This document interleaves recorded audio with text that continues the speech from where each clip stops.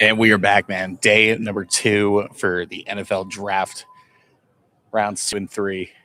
Should be fun tonight, man. Seriously, of course, following a pretty wild first round, a lot of surprises, a lot of changes. Ultimately, we're going to see what's going to happen here starting up day 2 here in Pittsburgh. Let's go through the Panthers pick real quick. Of course, we're all Panthers fans out there. Obviously, um, starting out with Monroe Freeling, getting yourself a pretty solid lineman out of the University of Georgia. Not the most experienced of linemen in this draft, but nonetheless a guy who has a lot of upside. Almost 6'8", 315. He's a Carolina boy, which is super fun as well. He's from right outside of Charleston. Got to hit the drum today, got to, welcome himself to the city, and the city got to welcome him. So a lot of positives there. I think that's a great upside pick. I think there's a lot of positives there. This is a Panthers team that, ultimately you saw with that pick. I mean, you saw with what they're doing just in general. End of the day, it is all about making sure you have an insurance policy at all costs for Bryce Young. No longer will we have a conversation about, well, is he the guy? Oh, I don't know. I don't know what the deal is. I'm not sure. Whatever. No, no more of that. Bryce Young is the quarterback for the Carolina Panthers and will be for the foreseeable future. There's going to be no question marks there. We'll see what happens with this season. I mean, Monroe Freeling obviously is a affordable option for the Panthers, as well as Ike Ekwonu obviously is out with injury. Nonetheless, this is a very expensive offensive line. We're talking the most expensive in the league. Guys like Taylor Moton and Rob Hunt both making, quite a bit of money. I think Rob Hunt's like 15 mil a year at guard. So, when you look at the overall situation for the Panthers, O-line wise, this is a good move on many different angles in many different ways. So regardless, you're probably going to have to say goodbye to somebody in the offseason, and not this offseason, but in the upcoming offseason. So Taylor Moton or Ike Ekwonu, depending on how Monroe Freeling pans out. And you hope he does pan out. Of course, Dave Canales, Dan Morgan have said he's going to fight for the spot of starting left tackle with Rasheed Walker. I don't think that's going to be much of a fight, but nonetheless, it is going to be a fight. So we'll see what happens there. Overall, interesting first round. Of course, there were, once we got past pick number 2, I think that's when, business started to pick up a little bit, and picked up pretty quick with Carnell Tate going number 4 to the Titans. Cam Ward gets himself a weapon, which is fantastic for him. But nonetheless, the Titans had a lot more holes they probably needed to fill in that moment besides Carnell Tate. Then you keep going down the rest of the round. You go all the way down to number 13, where maybe the biggest shocker of the first round, if not the biggest shocker, Ty Simpson going to the Los Angeles Rams.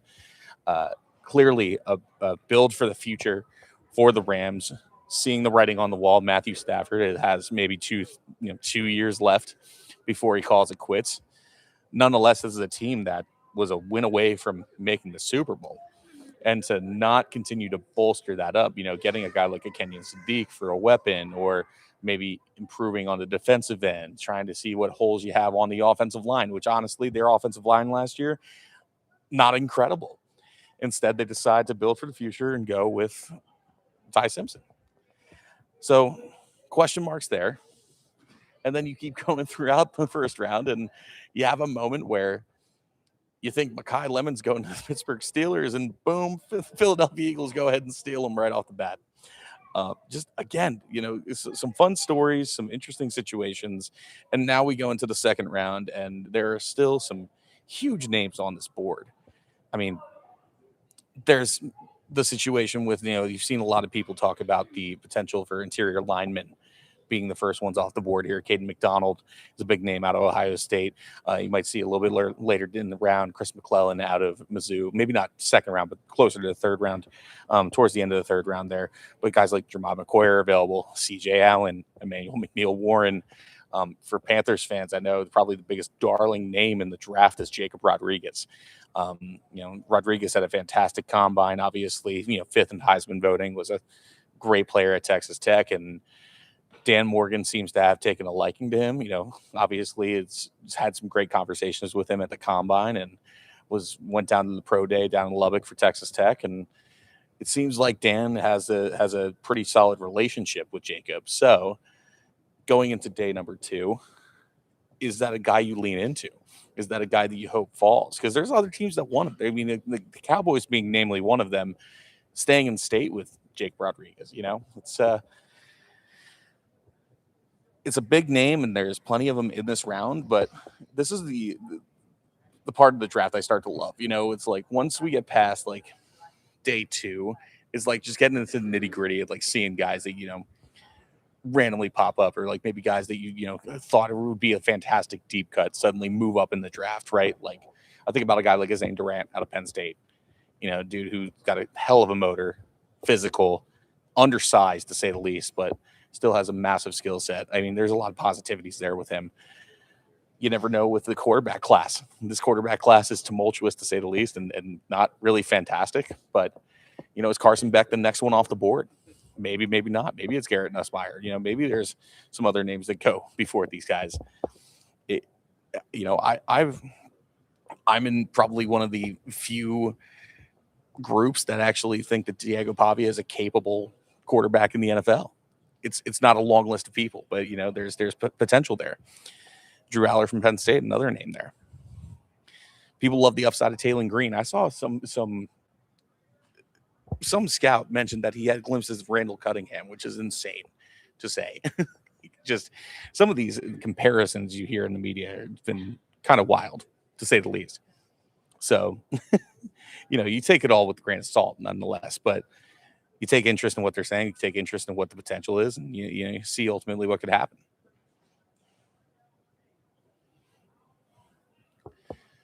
Less than 10 minutes away from the start of the first round. Of course, second round. First pick will be owned by the Niners, who, of course, traded out of the first round. So, a couple teams traded out of the first round yesterday. The Bills, the Niners, namely. Plenty of teams have their first pick of the draft in this round, whether it be the Colts, the Jaguars, just namely, Packers. Again, this is a big, for today, for quite a few teams, this is their biggest day because it is their round 1. So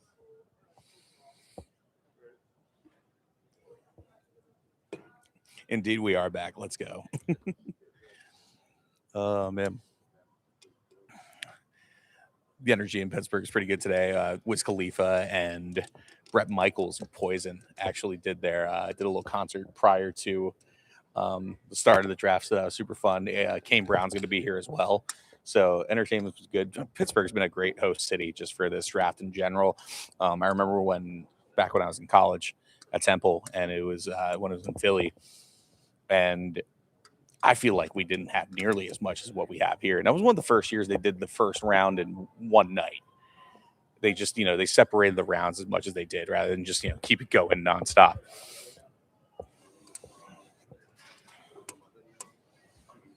Remember, it was Myles Garrett was taken number 1 of that draft. Am I old? I might be old, is what it is. I also just feel old because, like, I'm in a section right now where it's like mostly radio, some other media, and then college media, which, like, a ton of them are, they're out here in droves and they're killing it. So, I remember the days when I was on WHIP at Temple University, and we couldn't get access, so we streamed everything on Periscope on Twitter.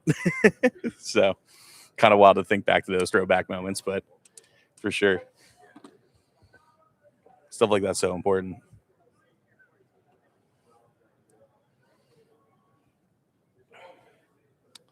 Throughout the night here, I'll be doing some updates for 99.7 The Fox as well. Our flagship station of the Panthers down there in Charlotte.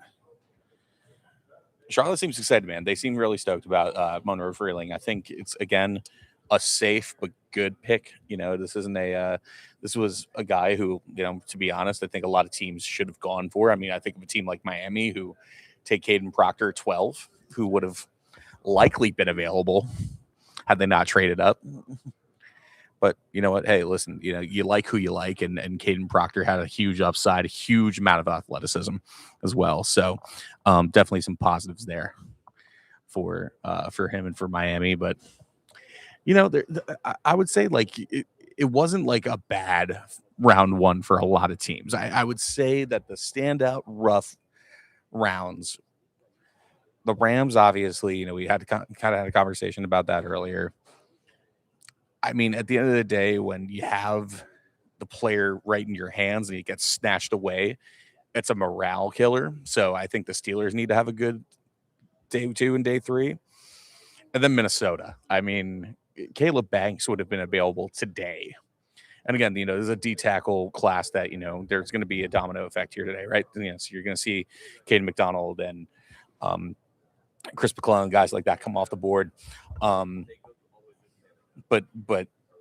again, Caleb Banks would have likely still been on the board. So I feel bad because, it's I lived in Minnesota for 5 years and lived in Minneapolis, and that fandom is just craving anything positive, and you hear it on the radio too. You hear it with the analysis of the pick. The you build a team in the trenches and you build success in, and which they're not wrong, but it is the, same old kind of tired conversation that they always have because this team has not been good in years and has never won a Super Bowl, has not made a Super Bowl since the 70s. So, Vikings fans are looking for any hope, and there, boom, right there, the heir to Harrison Smith is there with Dylan Thieneman or Emmanuel McNeil-Warren, who's still on the board, by the way. So, don't rule it out. They could totally trade up for him. He's not going to fall to 49, but they could trade up. They're looking for any hope. And you take a guy who kind of a project player with some injury history out of Florida, which, by the way, I don't know if you heard, Caleb Banks apparently has a whole collection of reptiles in his home. Terrifying. But regardless, project player. And so for Minnesota, you got to hope day 2 and day 3, if you're a fan of the Vikings, has a bit more upside than the draft has given you so far. Again, we're going to cover every pick here. Gonna be starting up here, coming up in 3 minutes.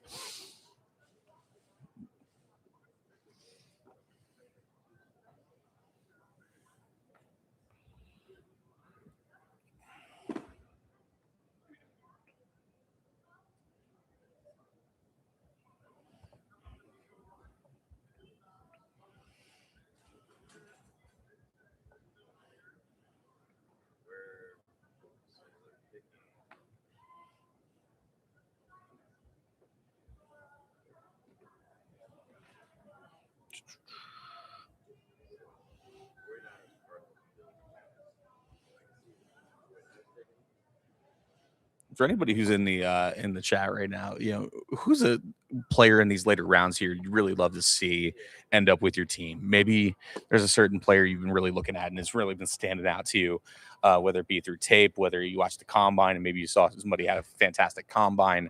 Let me know. Hit me up. Let me know it's what you're thinking, where your head's at, because this is where things start to get again very interesting. You start to see which organizations have a fantastic scouting department and ones that could use some improvement.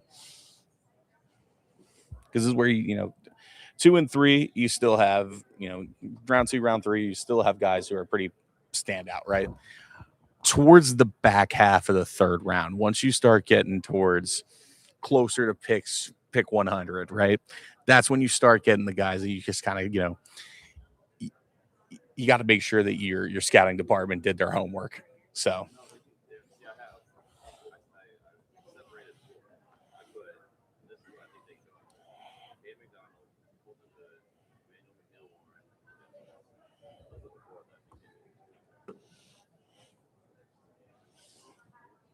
and the Niners momentarily will be on the clock. Of course, they traded with the Jets yesterday, who the Jets might have had the best first round of any team. I mean, it's hard to argue against it. Getting David Bailey, Kenyon Sadiq, and Omar Cooper Jr. I mean, listen, Giants had a good first round. I think that getting Arvell Reese and getting Francis Mauigoa was a fantastic snag. But to go and get the level of skill that you get and get 3 picks in that round and really not give up a ton along the way. I mean, the Jets really had a masterclass yesterday in the first round. So, again, they got their guys. And Omar Cooper Jr. was a guy who was really climbing up draft boards within the past couple weeks here. Obviously, favorite target of Fernando Mendoza, and rightfully so. Dude's a machine, kind of a Mike Evans type, very physical, sure hands. I think there's a lot of good energy there for him. Out of the receivers that were taken in the first round, I mean, the guy I kept on coming back to that I really loves Casey Concepcion, out of Texas A&M, and of course, Shedeur getting a weapon there in Cleveland. Also getting some protection with Spencer Fano. I mean, they had a good first round themselves, the Browns. Fano being the first lineman off the board, I think. Oh, it wasn't a shocker per se, but I think people thought Maui Gova was going to go first, but ultimately, Spencer Fano didn't have the injury concerns. That Utah offensive line was just phenomenal to watch last year. Jordan Gross did a fantastic job there. Of course, former Carolina Panther, Ring of Honor member. So, again, just a lot of good stuff, man. A lot quieter in Radio Row tonight than it was yesterday. I feel almost awkward and not wanting to talk as loud or talk very loud. I feel like I'm being polite right now. I feel like I'm being accommodating, but every part of me, my brain keeps on saying, "Oh, you should talk louder," and then my conscience is like, "No, you shouldn't." So here we are. A couple of our iHeart brethren are out here as well, of course, from Q1043 up there in New York, home of the Jets. From 102.5 WDVE here in Pittsburgh, of course, legendary radio station, home of the Steelers.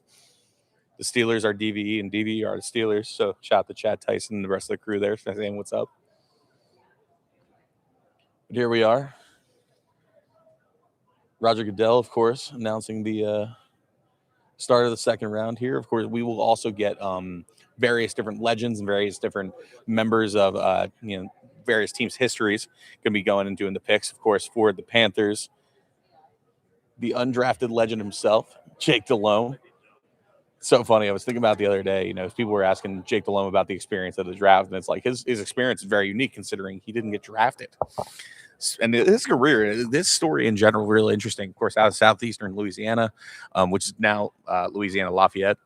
So played overseas at NFL Europe for some time, and of course, was on the Saints prior to making his way to the Panthers, and then proceeded to take the Panthers to their first Super Bowl, and damn near almost won it. So, Jake Delhomme, obviously a legend. Feels weird seeing somebody else wear number 17 in process blue. Of course, right now Xavier Legette rocking that. For how long, we don't know, but it seems to be a little bit of speculation going into the new year. Especially with that wide receiver room. That's the conversation about the wide receiver room in Carolina and the want for more weapons. It just, for me, it's already so crowded. And so, McMillan and Coker, that's ideally your 1 and 2. Sure, you have question marks about your 3. You do have I don't know what just happened there. But you get a John Mechie in free agency. Bryce Young, former teammate Bryce Young, obviously a target that Bryce loved in college at Bama. David Moore for some veteran presence. Xavier Legette obviously still has so much upside athletically, but the intangibles just aren't there and need to improve. So that number 3 slot at wide receiver, a lot of question marks. So that's where you look and kind of take examples in the draft.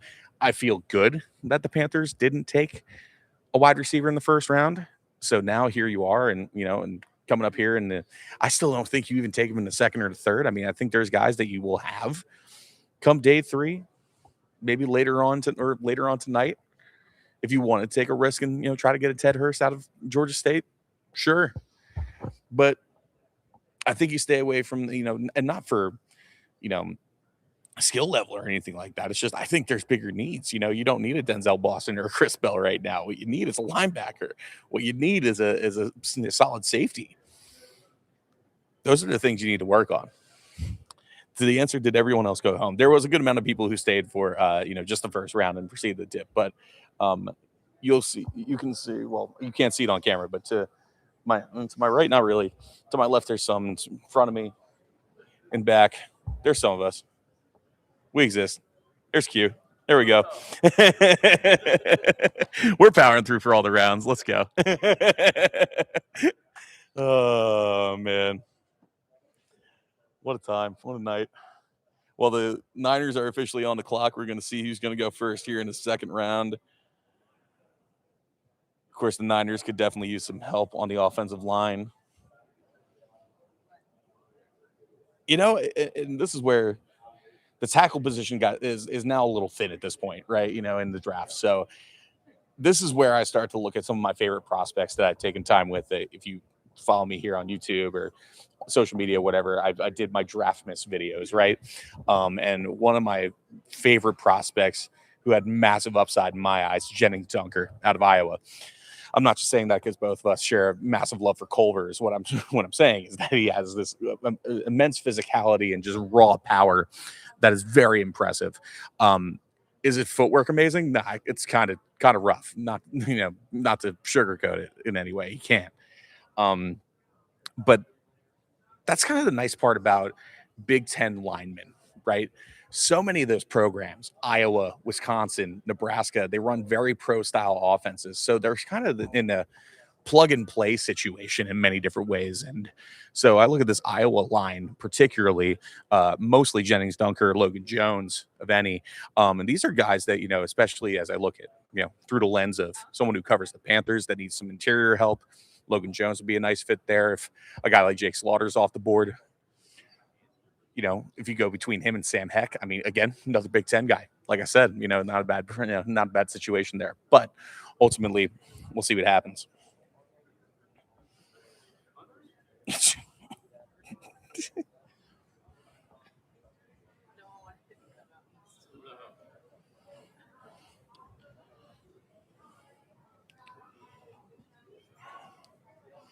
Well, still waiting to see what's going on. And as of right now, the Niners are still on the clock.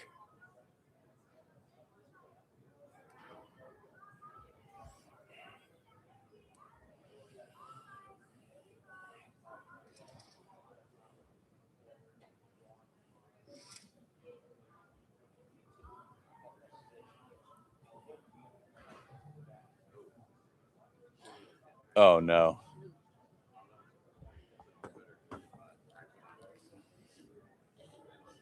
I'll tell you what, this house band is kind of trash sometimes. Sun's going down here in Pittsburgh. Again, it's been a fantastic host city so far. I also just love Pittsburgh. Something about being this part of the country, it feels good. You know what I mean? Pittsburgh also is just so unique because it's like you get the East Coast kind of swagger and edge, but like also it's just like so close to Ohio, you can't help but feel like it's the Midwest. I'm sure they feel offended by that. Any Pittsburgher that like maybe hears this within earshot, it is what it is. I lived, like I said, I grew up in Philly, lived in Minnesota. I think for a long time I was like, Pittsburgh's the Midwest just because I, chip on my shoulder being from the eastern part of the state. Then I moved to the actual Midwest and I was like, never mind. It's an interesting blend.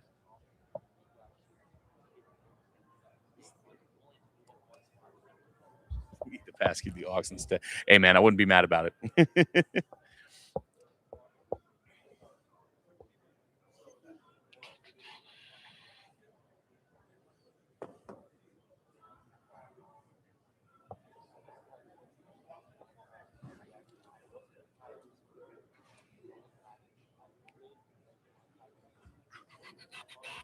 Still waiting for some updates here, see where things are at. Again, Niners still on the clock here. No update. And you'll see with the second and third rounds, things start to move a lot faster. Tomorrow, it's going to be like lightning speed almost. So, and there we go. Okay, pick is in for San Fran. We will see who's going to be a Niner. Of course, the first Niners pick, all of it, 2026. I think O-line makes sense for them here. I like Bistanis out of he's out of A&M. A&M, yes. I think that's a good pick for them there. They need some interior help, anything to protect McCaffrey.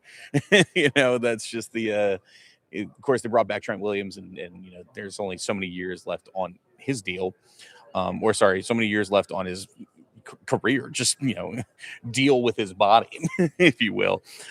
So limited amount of time left with him in in the league. One of the better offensive linemen, if not one of the best offensive linemen of the past decade. So we'll see what happens there. Again, coming to you live from Radio Row, my dudes.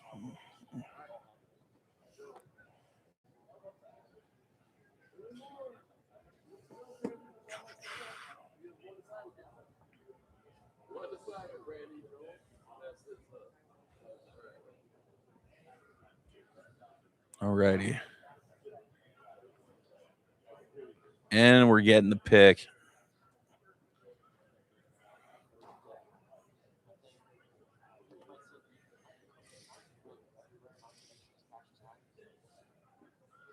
Longtime punter, Andy Lee.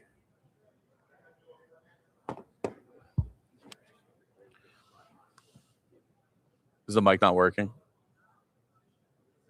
Are the TVs just out? No, the mic's not working.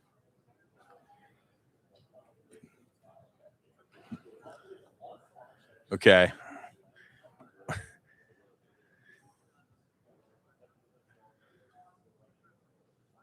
Okay. There you go.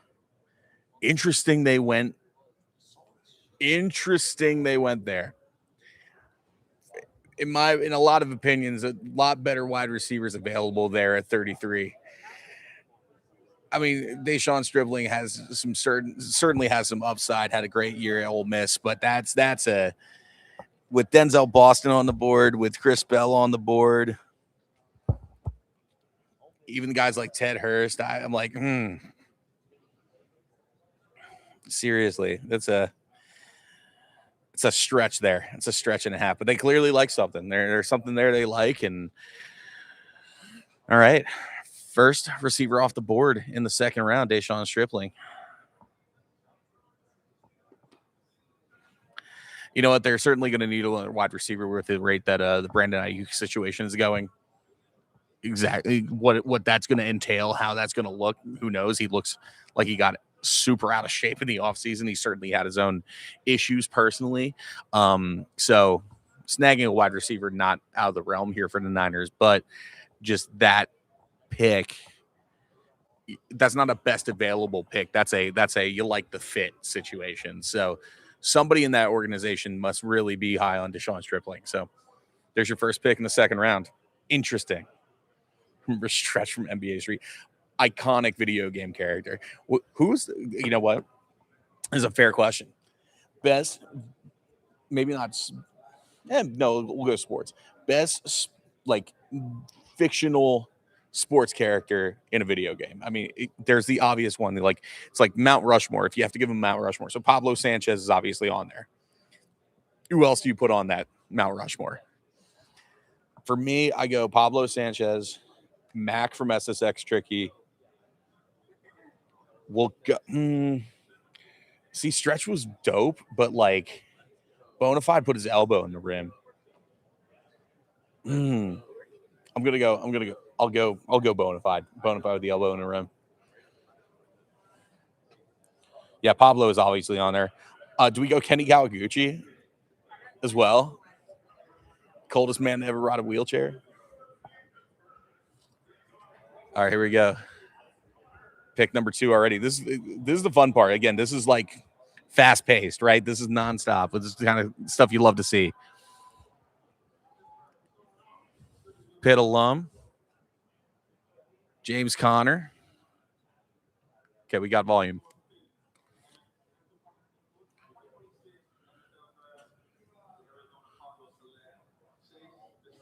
There is Chase Bissanis. Okay, cool. So they go running back in the first round. Jeremiah Love gets some protection for him. Chase Bissanis. It's probably the second best guard on the board yet at this point. Some people would argue that even just interior lineman wise, probably top 3 left.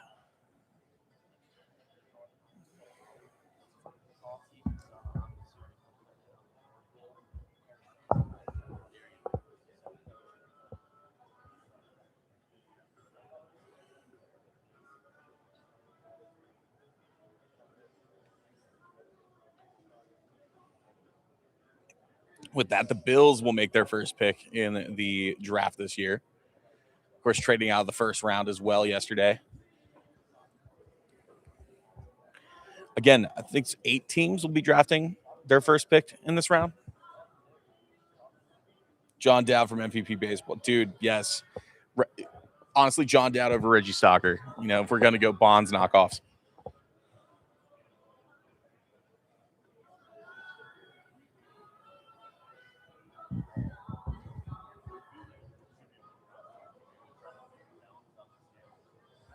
These are facts. Seriously. Well, Pablo was just 99 everything. You know what I mean? Like, Pablo's like Mike Trout from like MLB The Show 2019. Like, it's just like that dude doesn't miss.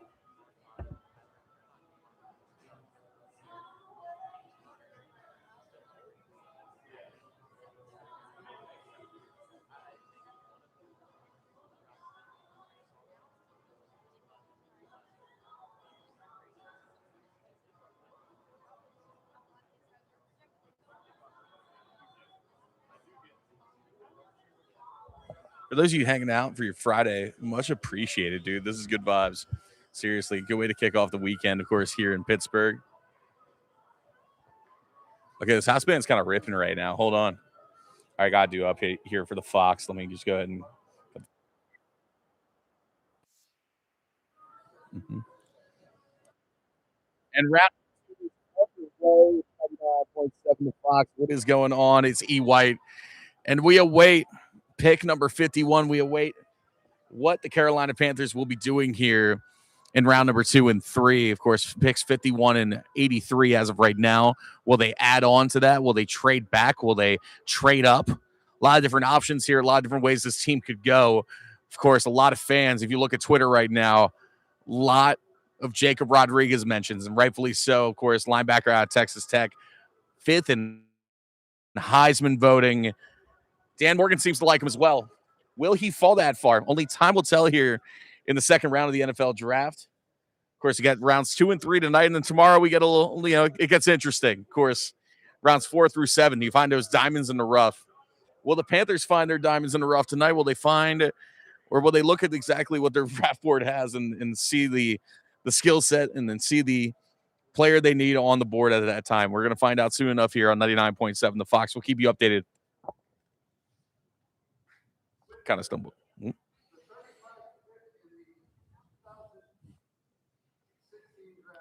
is not like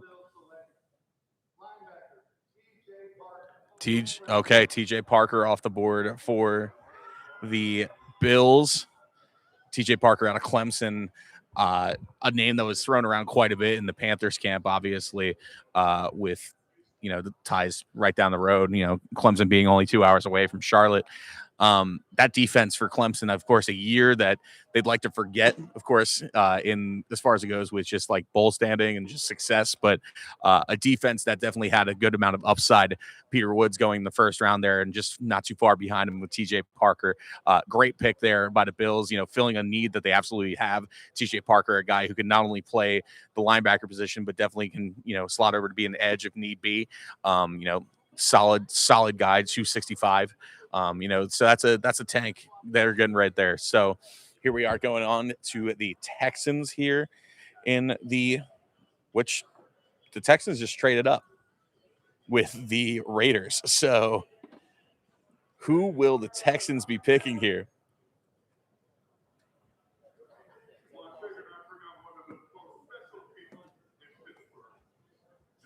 Giving some love to James Conner, of course. Former Pitt Panther, former Steeler as well.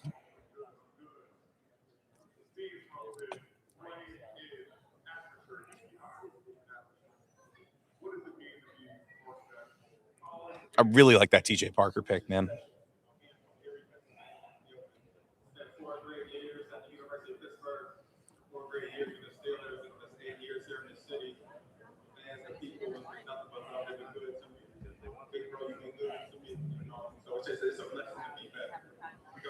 Yeah, my wife is watching the draft right now, and just texted me. That's now what 3 guys in a row that had either mic issues or stumbled over their words. So we're gonna see what happens here. Luckily for Jake Delhomme, he does do the pre and post game for the Panthers, so he's used to being in front of a microphone. I'm not sure how many of these guys are like, very savvy in that sense. You know.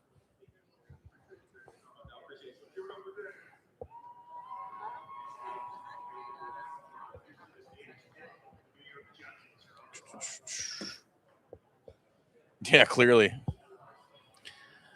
But the hope is that the production value doesn't plummet for the players. Now, for the actual broadcast, I don't know, man. Talk to ESPN. They don't, I don't work for them. Man, we're getting a little sun. Look at this. You know, honestly, this big giant window right here, it was terrible earlier when the sun is just glaring at you, but now it's like we're looking sexy, dude. Look at this.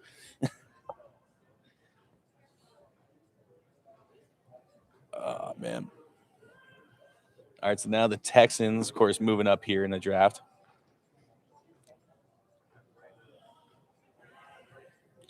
Of course, a lot of needs they have there. I mean, this is a team that is trying to make a Super Bowl run. Obviously, CJ Stroud has a good amount of protection there on the offensive line.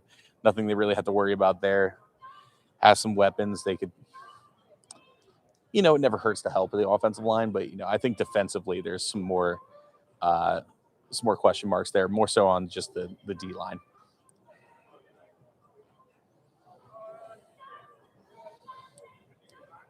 And again, starting out the first round with kind of a shocker, man, with Deshaun Stripling out of Ole Miss.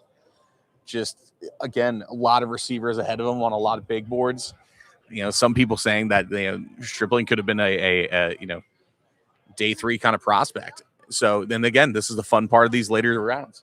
Sometimes you got to stick towards the your draft board, and that's exactly what the Niners decided to do. Of course, our friends from Vegas are back of us right now and trying to, kind of wrap their heads around the trade back.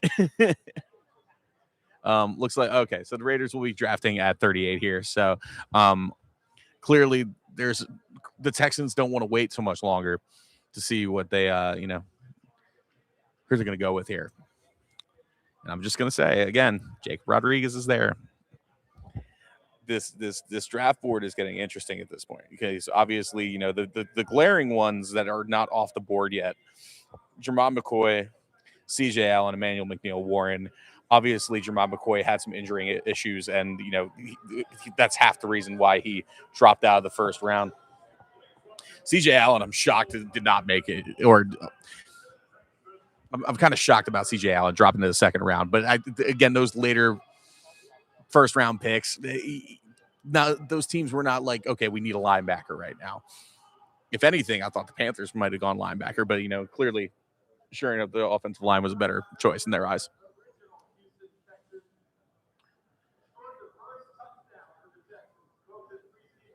Okay.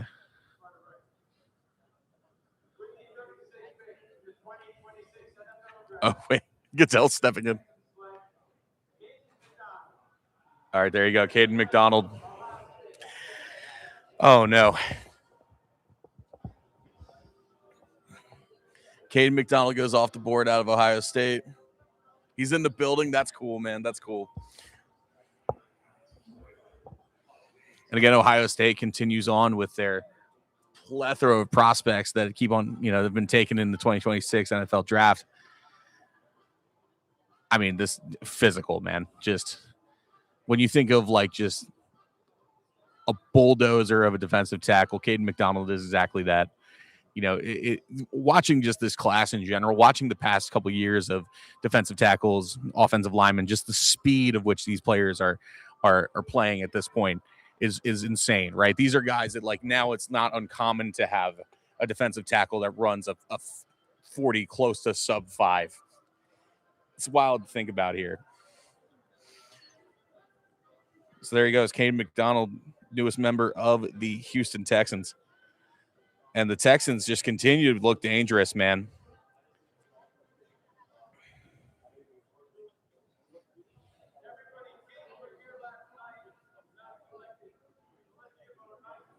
Oh, that's nice. Again, really cool to see him here in Pittsburgh. and again had such a fantastic senior season. Started all 14 games, 4 sacks, 11 hurries. Yo, seriously, like if he's on the board for the Eagles, I think McCoy could be fantastic yet for them. Panthers going to 51. You know, I'll be honest, I would love to see it if Rodriguez is on the board, take Jacob Rodriguez. That's kind of where I'm at. If he's not there, I think look for an offensive weapon. I think Eli Stowers out of Vanderbilt. Now, a lot of people don't love Eli Stowers, and that's because he's not a great blocker. And that is a massive glaring hole in his game. But when you have somebody as athletic as he is at the tight end position, it's hard to pass that up, especially as we keep on going here. I know there's a lot of people that love Oscar Delp out of Georgia, Max Clare, you know, but I'm in the Eli Stowers camp. I've always been a fan of what he's done, and you know, obviously, the same way that Omar Cooper was Fernando Mendoza's favorite target that helped him win the Heisman. Diego Pavia had a great target in Eli Stowers, who was not afraid to be deep threat as well. You got to understand, like, you know, he's got decent route running, but like ultimately his speed helped him stand out in many ways, and you know his ability to be able to go out to the slot as well as a tight end was pretty impressive. So you know, with this tight end room that's crowded but like underperforming, I think that would be a great slot for the Panthers.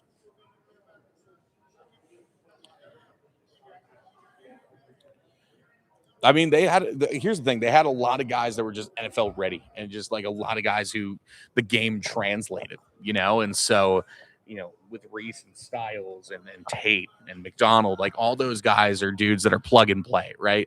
Like they will start day one without question. And that's a tribute to Ryan Day and his program and what they've been able to build over there at Ohio State. But, you know, there's a lot of teams that had, you know, years like that. You know, I keep on talking about this Utah offensive line. In fact, you can plug and play at any of them. You know, it's just it's what you hope for in a program, and especially if you're gonna, you know, in the age of NIL, where maybe the development of the team itself isn't as, you know, strong, but the development of players is improved. You're going to see a lot of that. So like, you know, the celebrations will be not just in the, you know, the bowl space and the playoff space, but also just in the draft class space, which you'll see here with Ohio State. Again, just having a fantastic draft so far.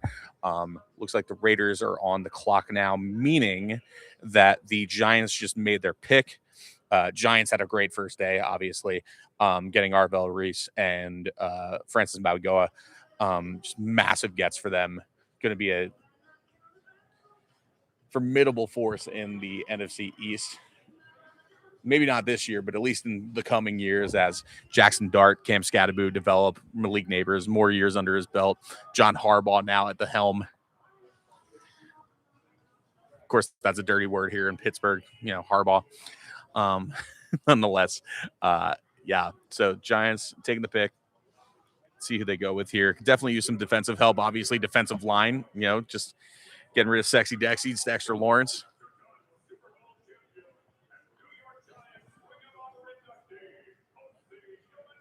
Cool. Shout out OCU Umenyiora. Underrated player, man. Doesn't get the love he deserves, but that, you know, that combo between him and Strahan was fantastic back in the 2000s.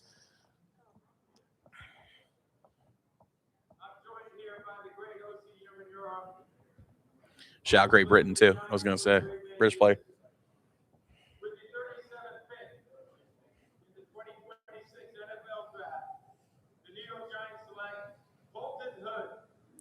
All right. Colton Hood was another one of those big names. Again, that, you know, you look at Tennessee and those prospects out of there, you know, him and Jermon McCoy, both of them, the 1-2 punch on either side. You could have gone either way there. And I think, you know, you get with both of them a lot of skill, a lot of speed. Ultimately, Colton Hood doesn't have the injury issues that Jermon McCoy has. So smart pick there by the Giants. And now the Raiders go ahead and submitted their pick. So ultimately, we'll see who the Las Vegas Raiders take here. Who do you think it is? Kane McDonald. He wanted it. I did, man. I'm so disappointed.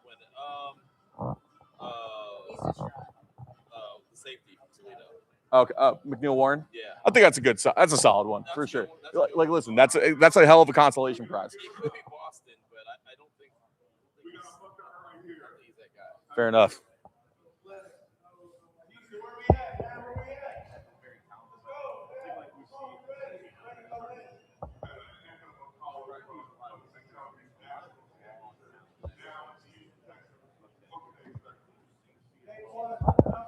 Our friends from Vegas saying they hope it's Emmanuel McNeil Warren here out of Toledo.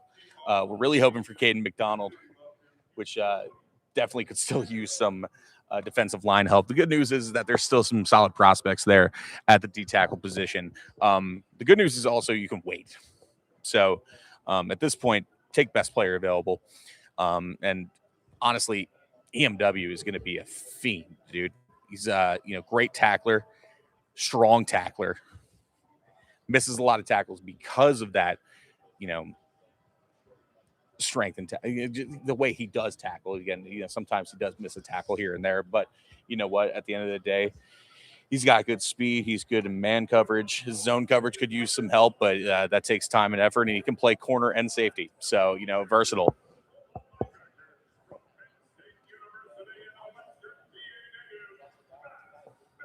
There you go, Matt Millen taking the stage.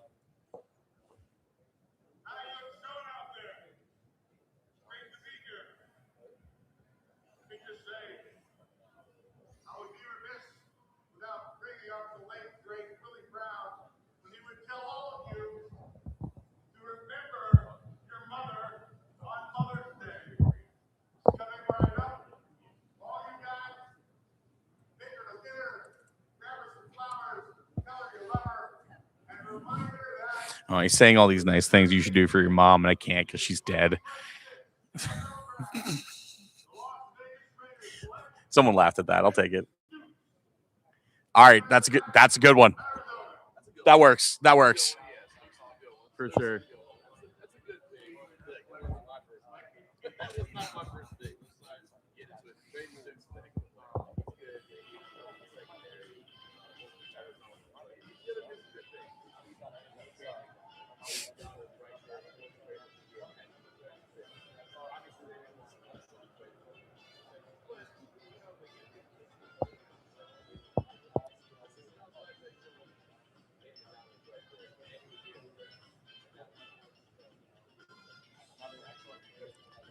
Trade Stukes, now a Las Vegas Raider. It is a good pick. It's he's a guy who rose on the draft boards quite a bit in the past couple of weeks, and a guy that I think a lot of people were even saying. I saw one analyst say that he had bigger upside than Caleb Downs. That feels insane, but nonetheless, that was a really solid secondary between him and Genesis Smith out there in Arizona. So this Arizona program, which by the way has produced some pretty huge talent over the past couple of years. I mean, namely Tedrow McMillan for the Carolina Panthers, being one of the big highlights, rookie of the year last year.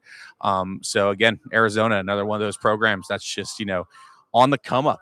Especially now with their ties to the Big 12 and kind of being in a little bit bigger space, and it's good. It's good, bigger competition. So Trayden Stukes going to the Las Vegas Raiders. Browns have the pick in. And a lot of people on Twitter tying the Browns potentially to a quarterback. Does Carson Beck go here? I think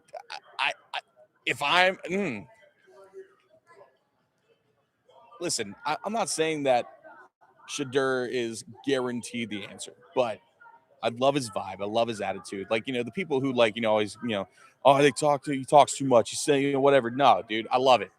That's a guy you can get behind. The other day when he's literally telling the media, be like, yeah, we want to change the culture. You got to change the culture too. Like, he's holding everybody accountable. I think that's something that he gets from his old man. A little bit of edge and swagger, obviously. And that's a leader you want on your team. So, I do not think they should go quarterback, but Carson Beck could definitely be an option here and be in play at pick number 39. I think there's too many good secondary members in this situation and on the board right now to go anywhere else. So I think they should go in that direction. Again, McCoy is still on the board. McNeil Warren is still on the board here. CJ Allen is still here. Avion Terrell is here.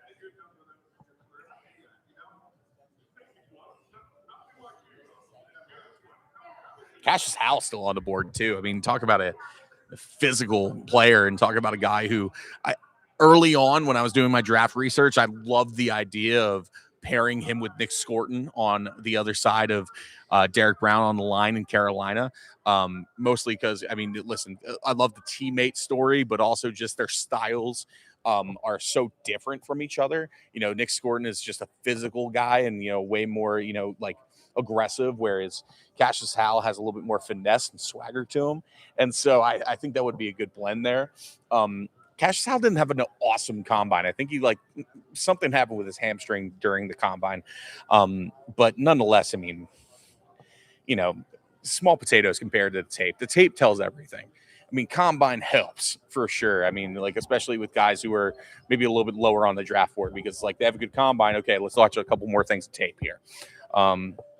So for guys like, in the later rounds, obviously that helps. Chris McClellan obviously helped himself with his draft stock during his combine. Caden Proctor clearly helped himself with his combine. Those are guys, where it helps with the stock, but it doesn't, make or break your situation.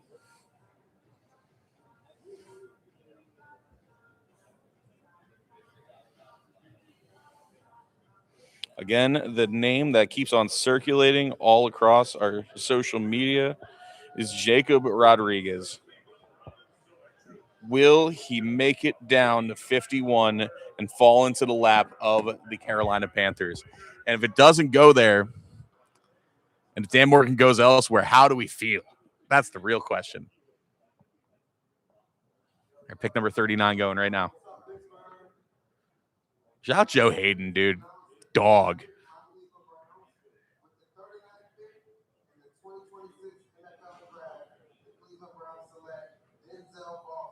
Denzel Ball, another weapon for Shedeur. Denzel Boston, KC Concepcion. Listen, I'm just saying, if both of them pan out, that's feeding families down there. They should be worried here in Pittsburgh. They should be worried in Baltimore. They should be worried in Cincinnati because that could be a dangerous combo going forward for the Browns. And that's with, again, strengthening the O-line with Spencer Fano. That's a hell of a pick there. Again, you're going best available. You're going for, at least offensively best available. It's a good move for the Browns. Browns having a good draft, man. Having a real good draft so far.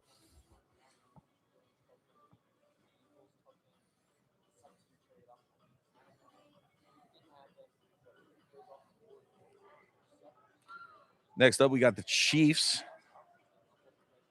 Obviously, Chiefs got themselves two picks in the first round, Mansour Delane and Peter Woods. Certainly not afraid to move up for players that they could have waited for. Delane would have been there at 9, and honestly, Peter Woods likely would have been here in the second round. So we'll see what goes on here.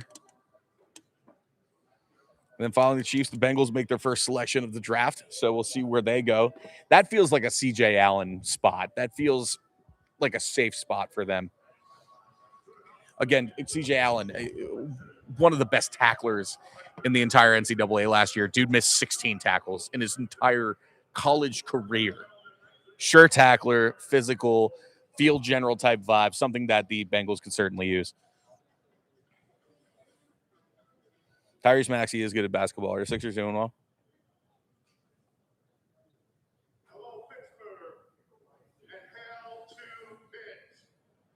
H2P. There you go. All Duquesne kids in front of me just went groaned.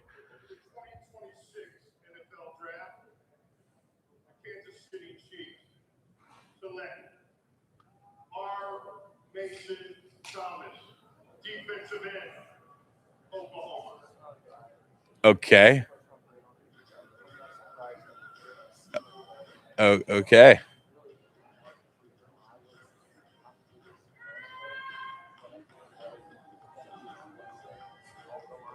Leave it to the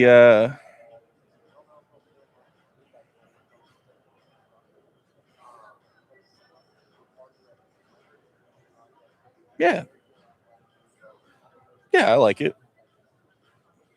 It's a very Chiefs pick. It's like not the sexiest of names. Again, Cassius Howell not off the board there. If you're gonna take an edge, that's a interesting choice. Again, we're getting a little golden hour here.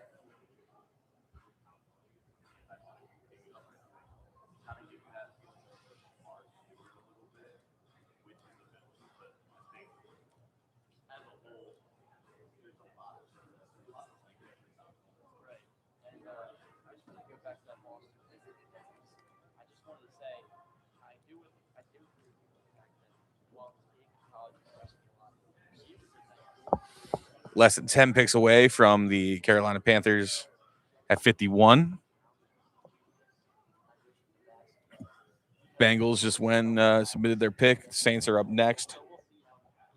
This might be a quick night for us here. I mean, it's already moving along pretty nicely in the second round of the NFL draft. We're already at pick number 10. Draft started about 40 minutes ago. So certainly a good pace comparatively. And there you go. New Orleans has their pick in. Miami's on the clock. So we'll have the next two picks here momentarily for you.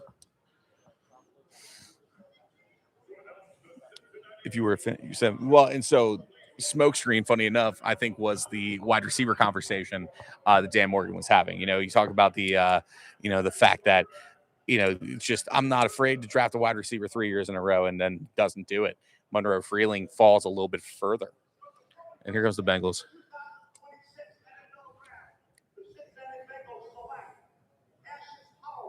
There he goes. Cassius Howell off the board going to Cincinnati. That's a first round get in the second. That is a guy who on a lot of draft boards was in the late teens, early 20s. That's a good snag. That's a good snag. It's a hell of a player, a lot of finesse, a lot of sack prowess. This is a dude who has potential to give you 10 plus sacks in multiple seasons. Cassius Howell's a good get, man. That's a great play there by the Bengals. Again, getting first round talent at pick number 41.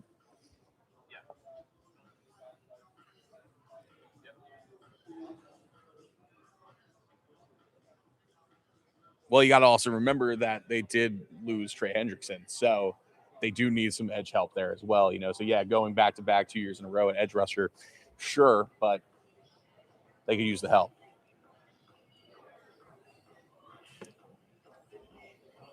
Does this one sign his contract? This is wild. Oh, man, I guess we'll find out. All right, the Saints, obviously implications in the NFC South. We'll see what they do here. Went Jordan Tyson in the first round. Of course, his brother Jalen, if you don't know, also plays for the Cleveland Cavaliers.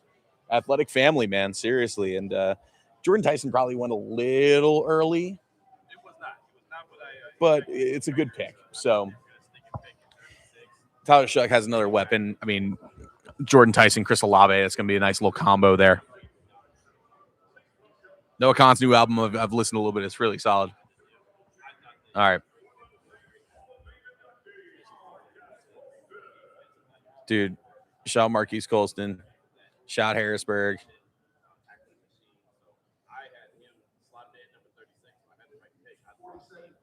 With that being said, I feel bad because Trey Stokes is a heck of a player. He's really good. Okay. All right, there you go. Another defensive tackle off the board there. Georgia, Christian Miller. Again, they said there was going to be a point in time in this round that there's going to be a string of defensive tackles. Be interesting to see if that string happens here. Guys like Lee Hunter is definitely going to come off the board coming up. He's the next one up. Dominique Orange out of Iowa State, I think, kind of an underrated prospect. Darrell Jackson was obviously a guy who had a pretty good year as well. But again, I think this is a position you can wait a little bit. Not a long time, but a little bit.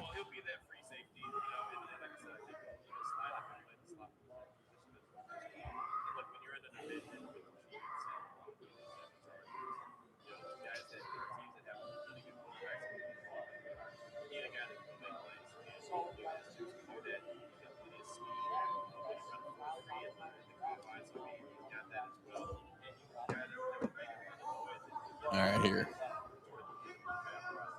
So now we wait on the Dolphins. Dolphins pick still not in yet. Go a lot of different routes here. Obviously, first round when Caden Proctor, Chris Johnson. I think this is where if you're going to look for a weapon for Malik Willis, you do so. You got options. Again, you got a lot of options just in general on this list. So you could still wait a wide receiver, but I think at this point, you want to go for the sure thing. So we'll see what happens here. We got some Roundtable Sports out here, one of the many different outlets, independent outlets we got here at the draft. And one of them looks to be a Dolphins fan. All those fan sites are always fun as well. You get to lean a little bit more into their hometown team. I certainly refrain as much as I can from my Philadelphia Eagles, but ultimately I get excited a little bit more delicately than I used to.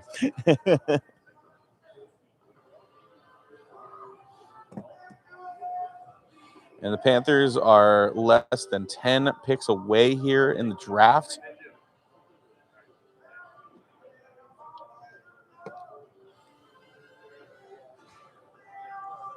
Picks in for the Dolphins, meaning the Jets are now on the clock here. Of course, the Jets maybe had the best first round we've seen in, 5 years. It's been a long time since we have a first round as good as the Jets had, man. So shout out to them for having, the improvement there. And this is just a franchise that needs hope, right? And some that feels real for once. And I think this Jets team, with the way they just snagged Bailey, Sadiq, and Cooper, now it's kind of nice because you covered most of your bases of what you need offensively and a major hole defensively. Now you're kind of playing with house money a little bit. You can just go best available player. So what fits in there? What fits best for them? We'll see what fits best here for the Dolphins. Again, going offensive line, Caden Proctor, which I felt was a little bit of an early pick, but a prospect I really loved in some of my research. I mean, again, you get a guy who is versatile. I mean, he's going to end up probably being a guard in this league, but ultimately the athleticism and the movement downhill, like once he gets loose, he can do it. He can also play a little bit of tight end. Prove that a little bit at Bama. So if you want to run some jumbo sets, you can certainly do that with Caden Proctor. So as we await the pick here, and the Texans have yet again hello. Okay, we went Texans to Lions. So we just had a trade and then another trade. So the movement is happening here. This is fun. This is the fun of the NFL draft. When all of a sudden, this just like, okay, cool. We'll give you number 44 for number 48 and this one other thing later on. Nah, I won't take it. What if we throw in a 7th round from like next year? It's like, you son of a bitch, you have a deal. Just these little things, man. It's what makes this stuff fun. The later rounds, for the real sickos of the sports world, the ones that just love to nerd out and just like look at the analytics and kind of, pick and choose like the little things. I think that is, this is the fun days, Yeah,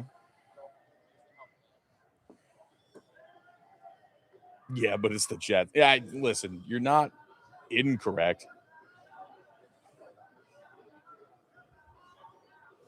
Okay, we got some Vikings fans out there. Talk about a team that could use some help in this round here. Minnesota going to be picking at 49, coming off of the Caleb Banks pick, which I can only describe as a disappointment. Again, I have a lot of friends out there in Minnesota and a lot of people that cover sports in Minnesota, and they really are trying to justify this, and it's just not working. All right, here we go. This is the Dolphins pick right now. Shout out to White Stevenson.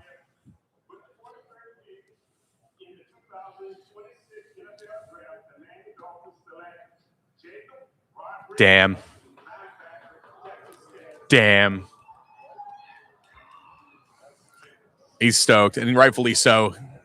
My man should be stoked. That's such a bummer for the Panthers, but what a get for the Miami Dolphins. Jacob Rodriguez, wild upside. Obviously, going into the draft process, everybody looks at him and says, "Oh, the size is a concern. We don't feel good about 6'1", 235." And then you watch the tape. He has a phenomenal combine, and even gets discussed about being picked in the first round within the top 20. This is a hell of a get for the Miami Dolphins. A disappointment for the Carolina Panthers. Panthers fans are probably crying into a pillow right now, shadow boxing the air, hating the Miami Dolphins. Suddenly there's a rivalry there. No, just playing. But nonetheless, a great get. And again, the AFC East, the teams that were kind of in the doldrums of the AFC East, ultimately are looking good in this draft, man. So another good get for the Dolphins. Had some just for the stretch on Caden Proctor to get Jacob Rodriguez here at 43. Massive get. And now I have to tweet my sadness.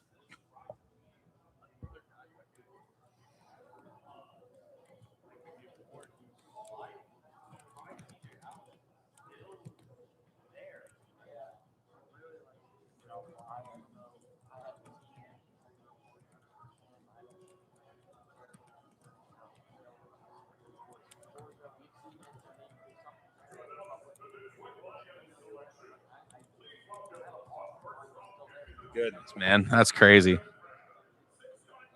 All right. Here we go. Dude, Megatron in the building. It's a beautiful thing, man. Well, Jacob Rodriguez off the board. Let's hope for man, fans are not thrilled. Okay. Listen, again, understandably stoked our representation for the Miami Dolphins here. But obviously Panthers fans just looking through Twitter right now seems to be frustration with Dan Morgan, which let me just caution this. It's like at this point, there is Dan Morgan has an extensive board here. Okay. And to move up, you gotta have some to move up just that far in the second round. You gotta have, be sure there's nobody else you need. And so at this point in time, and as we're getting closer here to the Panthers, Emmanuel McNeil-Warren is still on the board. CJ Allen is still on the board. First round talent is available. This is big.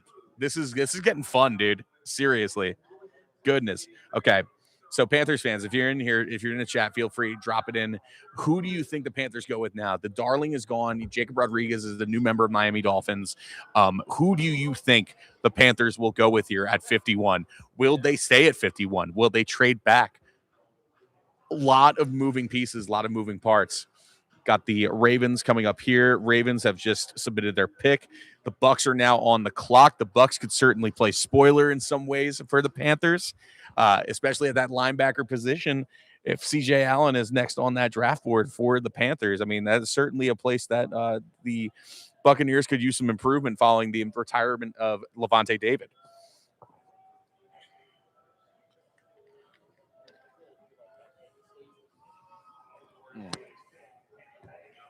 I want to help comfort Panthers fans and be like, oh, it's okay. Jacob Rodriguez, you'll be all right. But to be honest with you, that's just a bummer. He's not going to be on the board.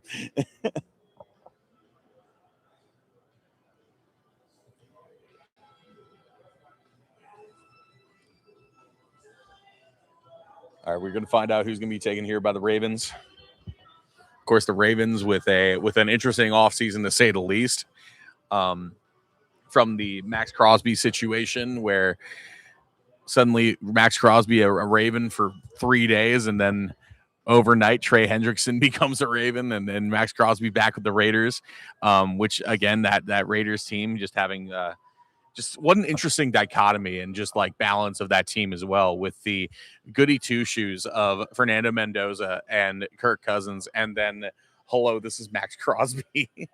And you can, and it's just a beautiful blending of humans, and I kind of love that. So we'll see what happens here, man. It's a bummer that Jacob Rodriguez will not be a Panther, but ultimately that will have to be something that fans get past.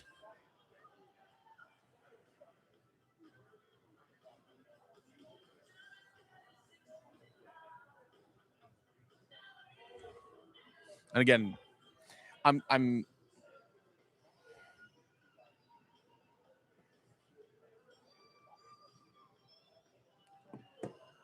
whew. All right. So waiting on the Ravens here. If I am the Panthers going in at 51, if EMW is on the board, I'm taking them. But I'm tired of speaking things into existence. At this point, I think you look best player available if you're the Panthers. And if you don't feel great about those available players, I think you trade back. I think another name that might be in play is Lee Hunter out of Texas Tech. So again, you get your Texas Tech fix, but you do get it on the defensive tackle position. Lee Hunter had a great combine. Again, had a great season. That defense in general at Texas Tech, very good. Indianapolis now on the clock as the Bucks have made their selection. Bucks obviously could use some edge help again. Linebacker is definitely there. So I mentioned a CJ Allen. I would not be shocked if that's the direction they go in. The Colts could certainly use some help on the defensive end. Poor Daniel Jones, prior to his injury, was balling out and still losing games. Just could use some improvement there. Could use some strength on that defensive end. So the pathway for the Panthers now at this point, going into 51, what you have is you have the Bucks that just submitted their pick. So it'll be Colts, Falcons, Vikings, Jets, Panthers. And Falcons, if you're looking wide receiver, Falcons need a wide receiver. Vikings obviously handled that defensive line help, but certainly need a safety. That could be a great place for Emmanuel McNeil-Warren, and suddenly that Caleb Banks pick doesn't look nearly as bad as it could. It just looks like an ass backwards move in the draft. Because, again, you could have gotten the one and then proceeded to get the other and flip-flop the picks. But, what do I know?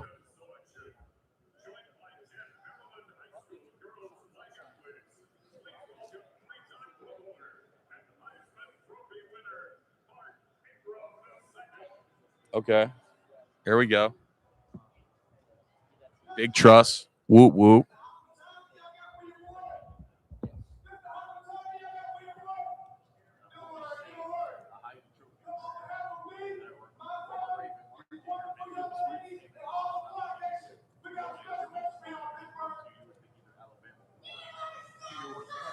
Wow.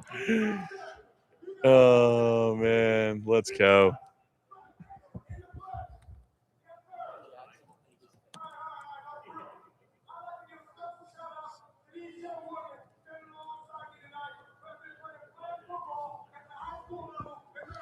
Do not boo the children.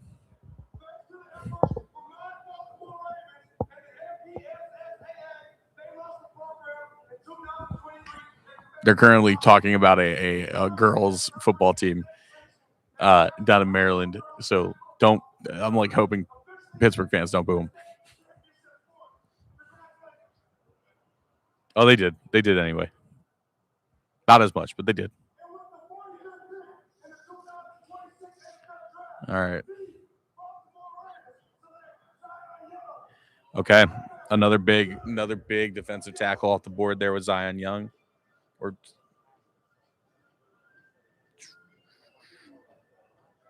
Sorry, edge. My bad. Again, good pick here. Had a great combine.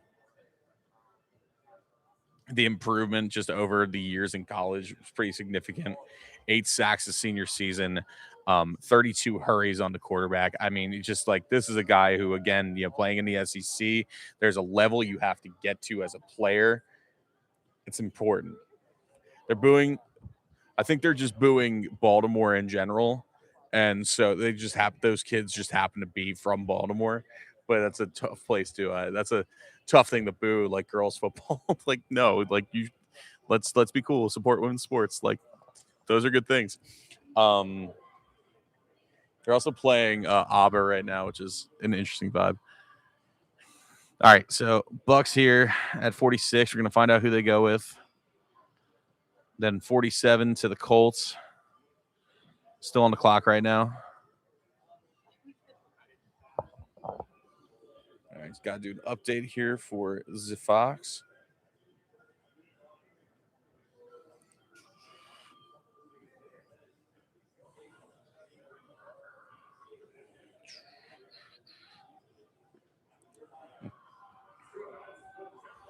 We're going to find out soon enough who's going to be the Panthers. So I can wait on this, actually. Women's sports is cool.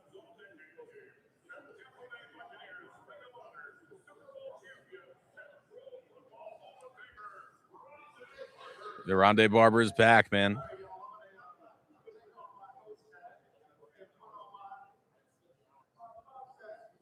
There you go.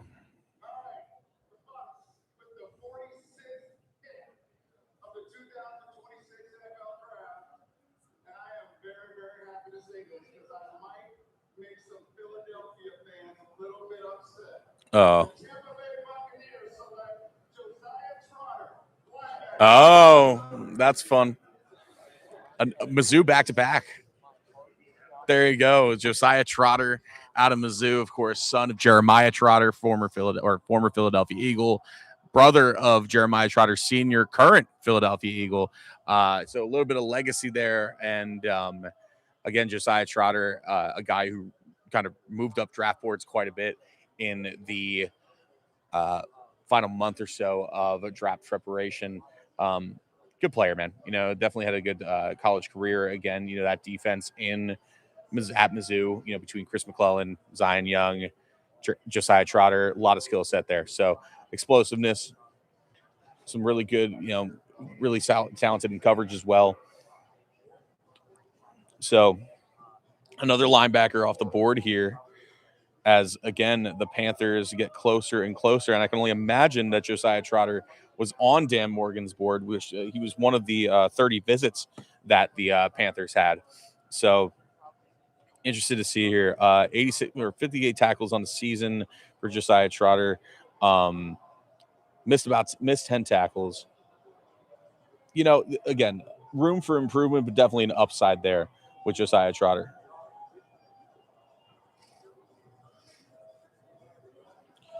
Well,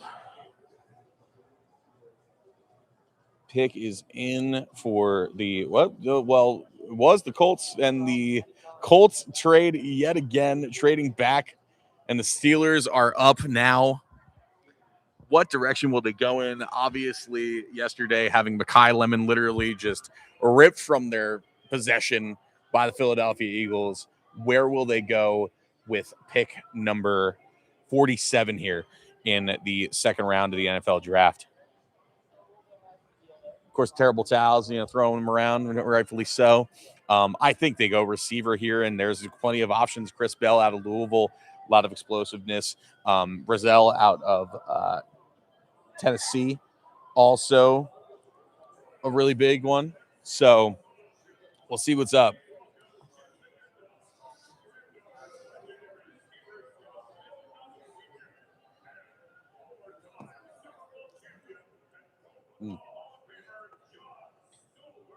All right, John Swalworth repping.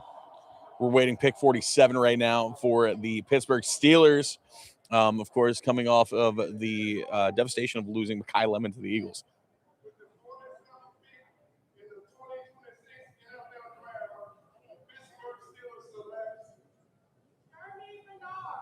Okay.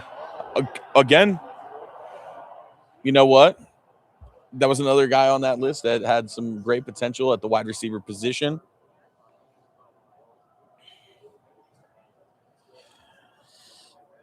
I would have gone Chris Bell personally, but that's just me.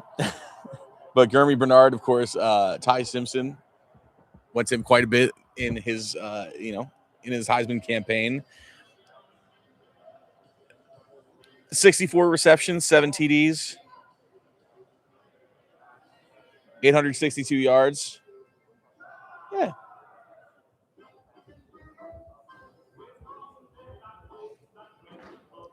I would have gone differently there. I think there's other receivers that I think have a higher upside than Gurmy Bernard.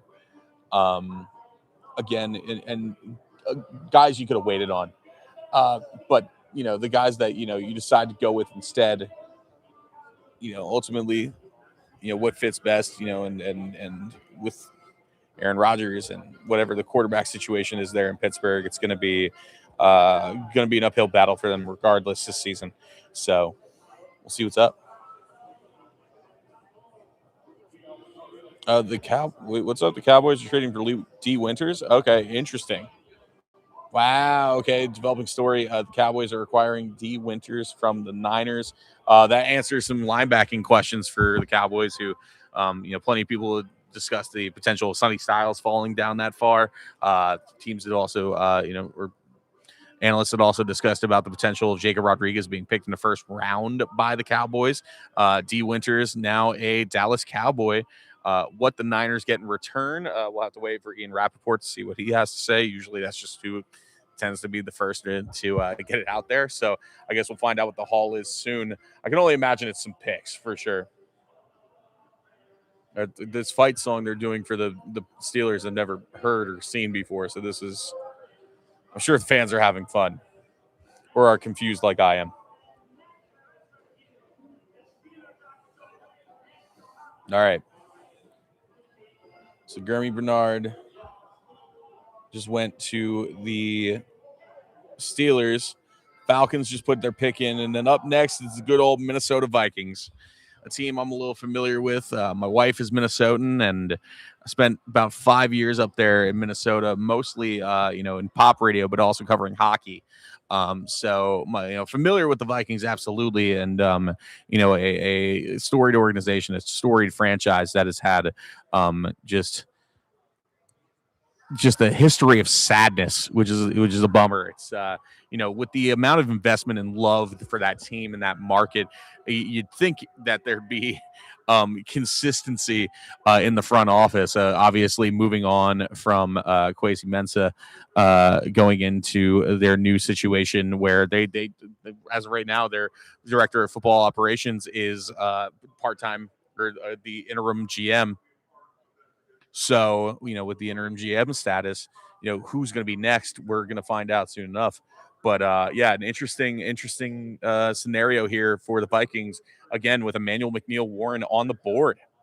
So will he end up, and again, with Brian Flores, the way he runs a defense, in many ways, I felt Emmanuel McNeill-Warren was a better fit for them than Dylan Thieneman, a better fit than, Caleb Downs, so this could be a situation where one of the best prospects in this draft falls right into their lap, and ultimately a prospect and at a position they need falls into their lap. Will this be where Emmanuel McNeill-Warren goes? Or, of course, with the Falcons, will they go ahead and be like, you know what, best available, we'll take EMW? Falcons feel like a CJ Allen marriage. I mean, obviously a Georgia kid. Linebacking position is something they could use. Of course, the uncertainty with James Pierce regarding his situation. But again, a Falcons team that was second in the NFL with sacks last year with 57 total.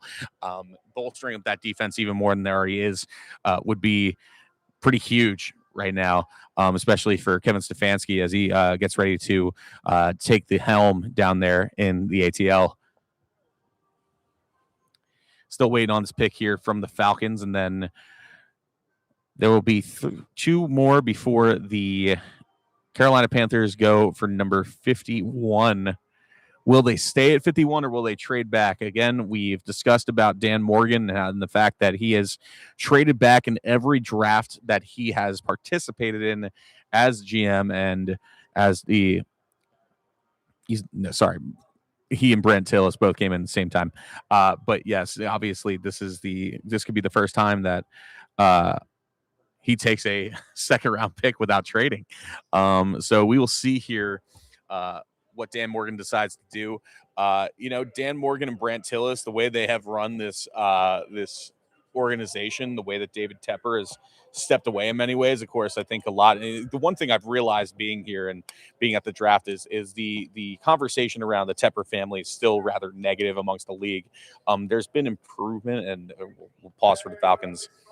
We'll pause for this pick real quick. Michael Turner, of course, longtime running back for the Falcons, thorn in the side of the Panthers for years and years and years.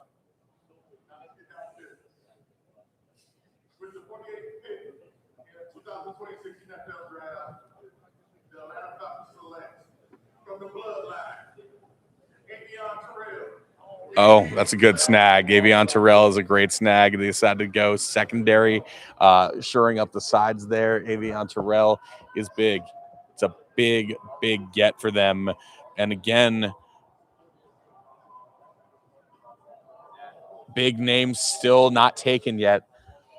Jermod McCoy, CJ Allen, and Emmanuel McNeil Warren, which if the Vikings are smart, and who knows if they are, just kidding, the Panthers have traded up. Dan Morgan, you dog.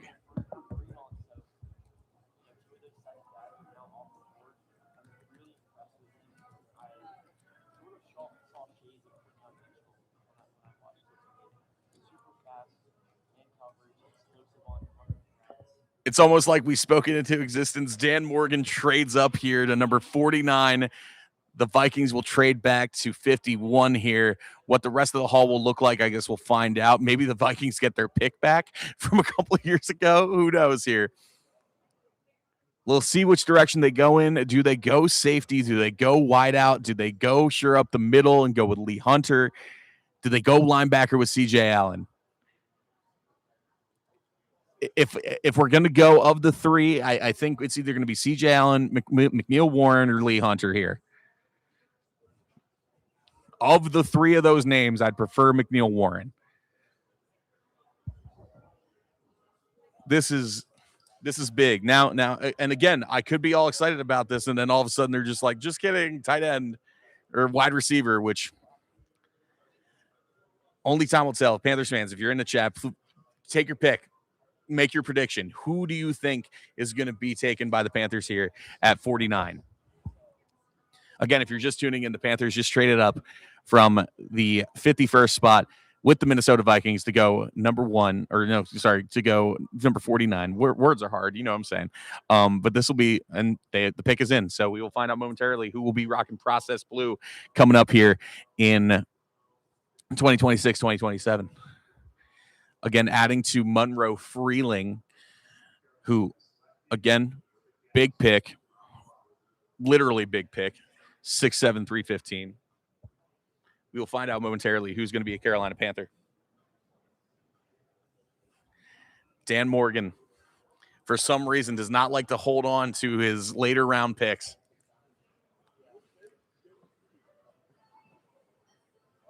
Dan Morgan has been on tape, on camera, saying he wants dogs. Well, looks like he's ready to go.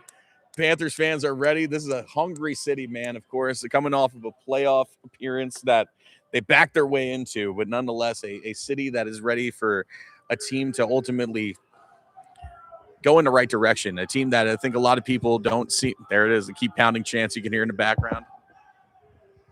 Of course, coined by the legendary Sam Mills. And going and taking the podium, Jake Delhomme, the only 17. An absolute legend. Where will the Panthers go with this pick?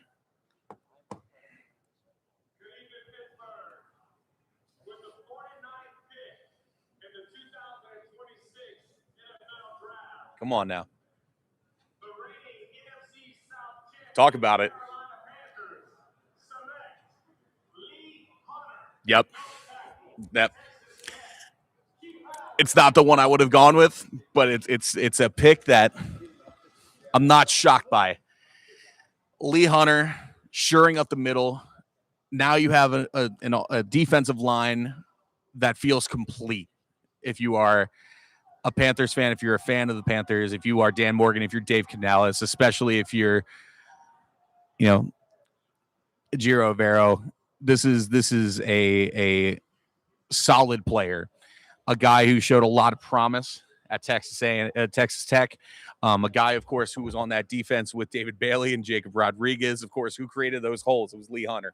Had a great combine, really good pro day. Now here you have a line that is Derek Brown, Lee Hunter, and then we're going to go ahead and slot in Nick Scorton as well. This is a good get from the Panthers. Do I think it is the pick that a lot of fans are looking at and like, oh man, that's a sexy pick? I don't think so at all. But this is ultimately something that the Panthers need help on. They need strength with. So Lee Hunter is the newest member of the Carolina Panthers right there at pick number 49. Clearly there was some fear that he wouldn't have been there. So Dan Morgan, Dave Canales got their guy.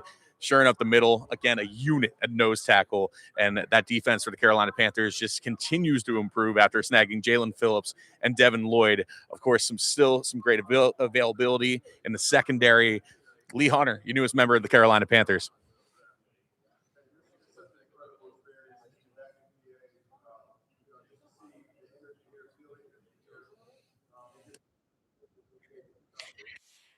It is 99.7 The Fox, and we are continuing on with our draft coverage here right here in Pittsburgh.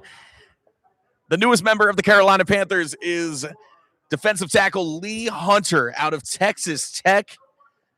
Of course, was a teammate of Jacob Rodriguez and David Bailey, both two members of the Texas Tech defense that went it before him.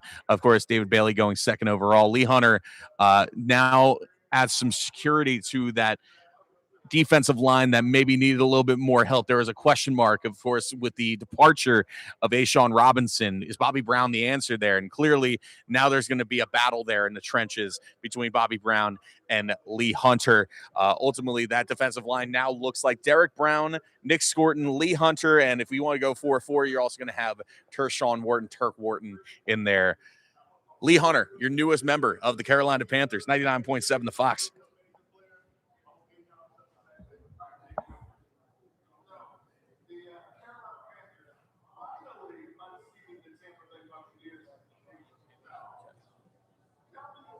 Don't mind me doing a million different things all at once, but here we are. It's all good. Carolina Panthers take Lee Hunter as their next pick here in the NFL draft. Dan Morgan trading up for number 49 here. What does this mean? What's Lee Hunter like? What exactly you expect from him? Well, here's the thing: defensive tackle, a lot of strength there. A guy who was fantastic at Texas Tech. Really had a great combine as well. Ultimately, what Dan Morgan and Dave Canales have done, they decided, you know what, you win in the trenches. The strength and the way you build your team is in said trenches. With the departure of A'Shawn Robinson, with the uncertainty there, the inexperience of Bobby Brown and guys like Cam Jackson, Lee Hunter is a guy that you could slot in potentially day one of the season. So ultimately there will be a battle. There will be, some things that go through in the, in training camp and the preseason. But Lee Hunter, a good get here for the Carolina Panthers, filling another hole that we expected them to fill in this draft in the second round. Lee Hunter, the newest member of the Carolina Panthers.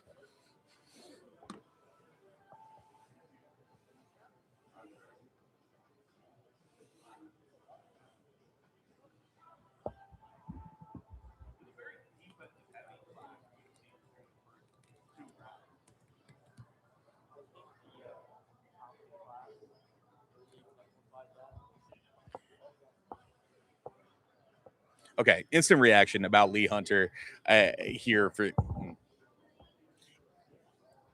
instant reactions. Lee Hunter, now the newest member of the Carolina Panthers. Here's my biggest thing here. Basically, what Dan Morgan and Dave Canales have done, I want you to imagine you walk into a Foot Locker. Instead of buying a pair of Jordans, you get yourself a pair of Timbs. They're in the trenches, dog. They are trying to get strengthened up. They are trying to shore up the middle and these just the front line of the defense. This is absolutely massive, massive, massive, massive for the Panthers. Lee Hunter was a fantastic player out of Texas Tech. Was part of a great defense that included David Bailey and Jacob Rodriguez. Unfortunately, both those guys obviously were off the board at this point. Lee Hunter is a good get. He had a fantastic combine. Ultimately, will be in that battle trying to be the replacement for Ashawn Robinson. Now that line with Derek Brown, Nick Scorton, you got potential big strengths here with Lee Hunter coming in at number 49, your newest member of the Carolina Panthers.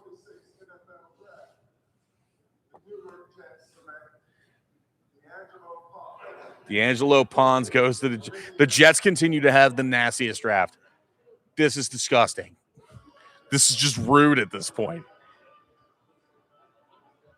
Like, the Jets are just like what? It feels wrong to see the Jets have such a good draft. But here they go, D'Angelo Pons. I mean, listen, undersized by many people's standards, like coming in at 5'8", and a lot of people have question marks. But listen, here's the thing. The year that he had at Indiana last year was just incredible. This is a dude who's going to be absolutely a huge get for this team. Again, filling a massive hole that they needed. Again, just shoring it up. Now, it's just absolutely just mind-boggling how good of a draft they're having right now.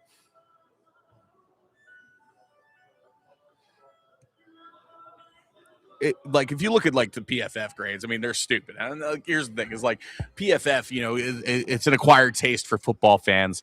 But yeah, man, what a get there for the New York Jets.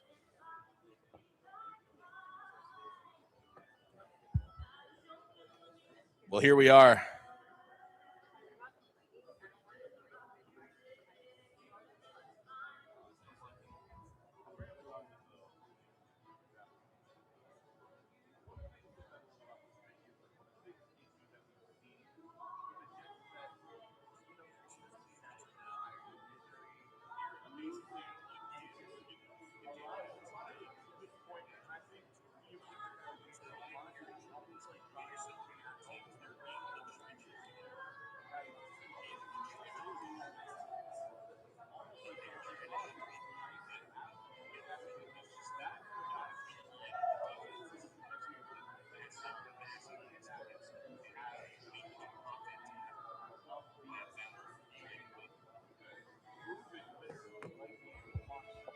The Vikings have now taken their pick at 51.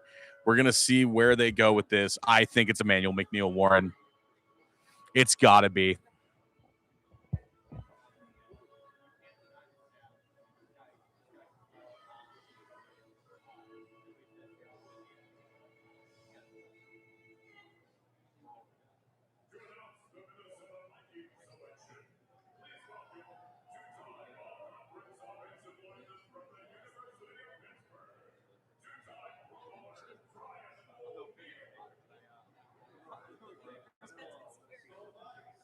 Skull, baby.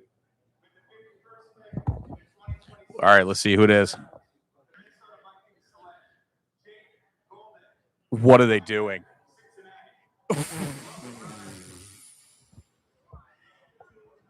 What are they doing?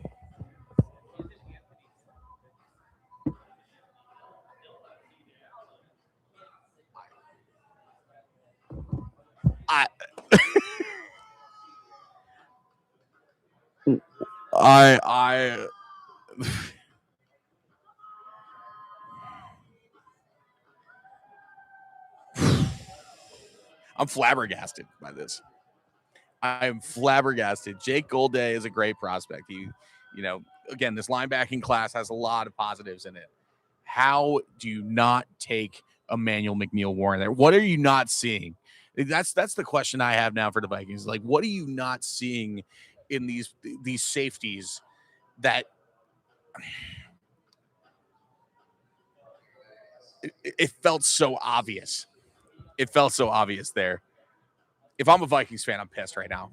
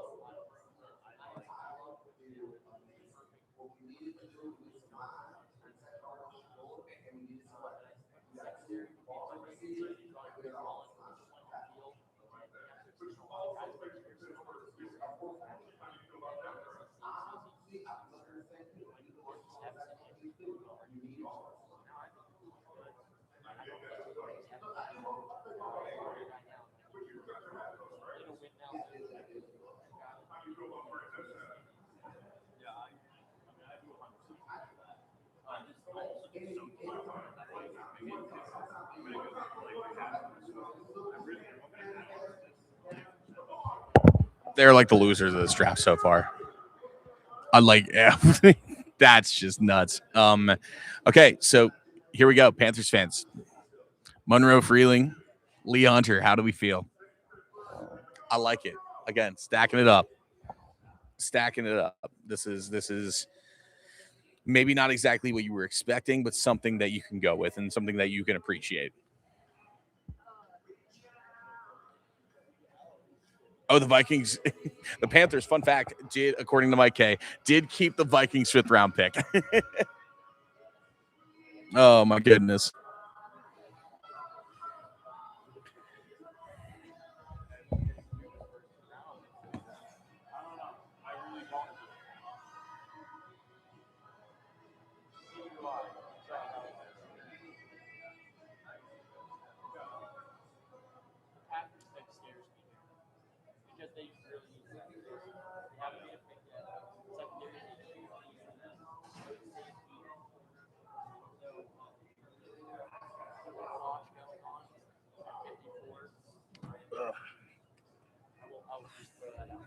Plowing along here as the Packers just make their pick in their first pick of the draft, and the Colts are on the clock now. So we're going to find out who's going to be newest member of the Packers there.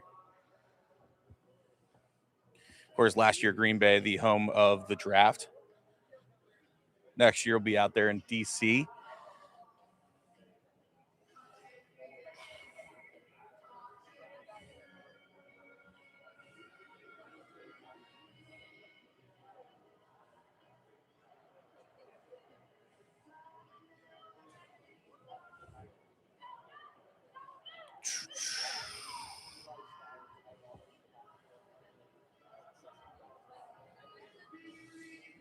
Well, here we are. We're now more than halfway, or we're now more than halfway through the second round of the NFL draft. Again, the Vikings just take Jake Golday out of Cincinnati with Emmanuel McNeil-Warren and Jermod McCoy still on the board and CJ Allen still on the board.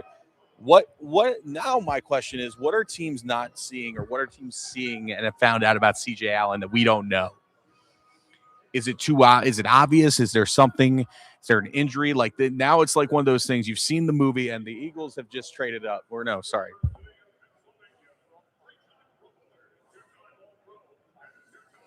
No, never mind. The Eagles did not trade up. Disregard. It's like the movie Draft Day. Like, what's wrong with Callahan? Now the question is, like, why are these guys falling back as much as they are? John Kuhn just tried to do the Go Pack Go and it failed miserably. That's hilarious.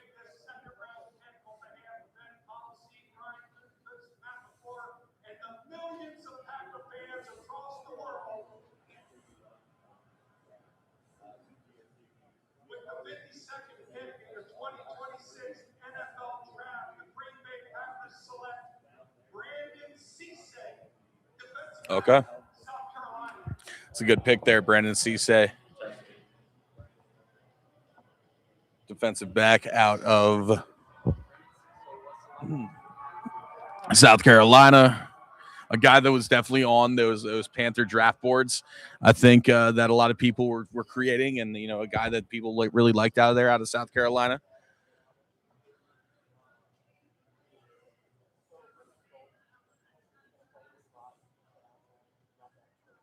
He's not the most physical of guys, but ultimately the finesse is there and the versatility is there. So that's the positive there, Braden Cisse.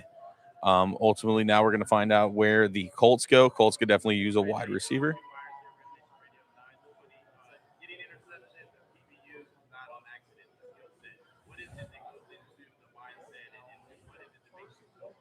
Of course, Avion Terrell. I think fun story there with Avion Terrell being, just looking at some of these, cornerbacks off the board. Avion Terrell going to the Falcons, going to be playing with his brother AJ.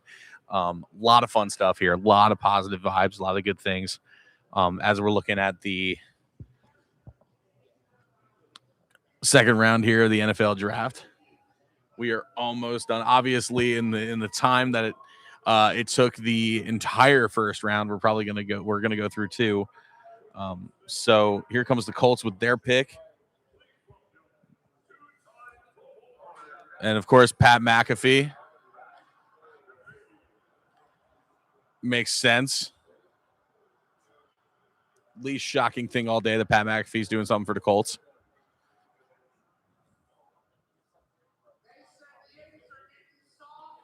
I was gonna say, of course, Plum County or Plum Township, Pennsylvania native. Yinzer in his own way went to West Virginia.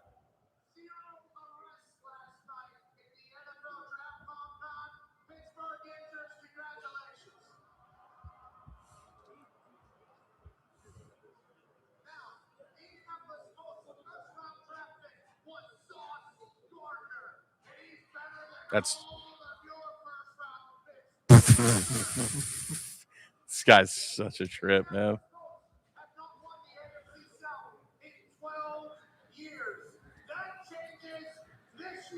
Eh.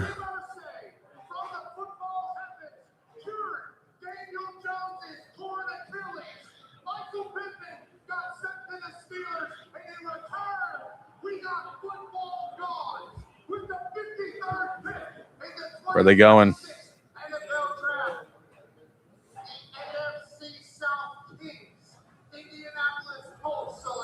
Okay. There it is. CJ Allen goes off the board to the Colts. And again, that is first round talent going in this round at 53rd overall. Again, one of the most sure tacklers in this draft, maybe the most sure tackler in this draft. Missed 16 tackles total in his college career. An absolute dog, literally and figuratively, of course, out of the University of Georgia. CJ Allen is a massive get for the Colts. Colts fans should be thrilled about that.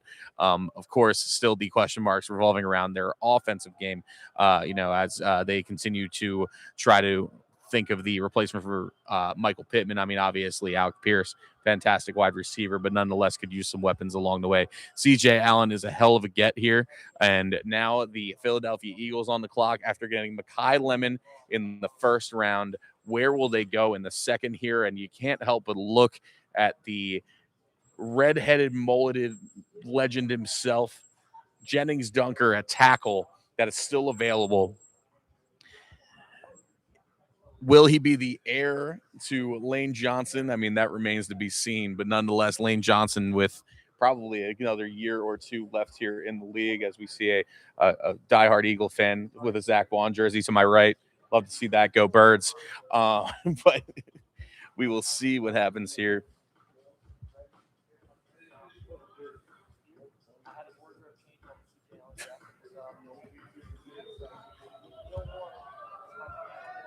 Okay. This diehard Eagles fan who I think is with Duquesne Radio wants McNeil Warren here. I think you go Jennings Dunker out of Iowa, sure up the offensive line, but we'll see what happens here.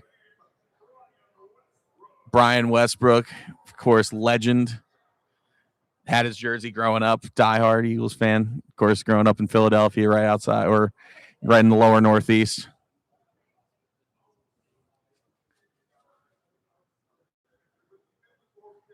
Let's see where they go.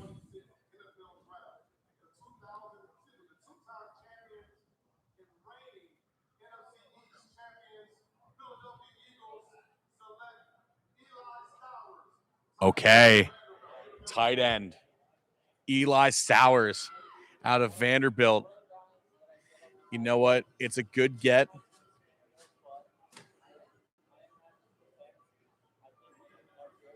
Okay. The Eagles fan on the screen says it himself.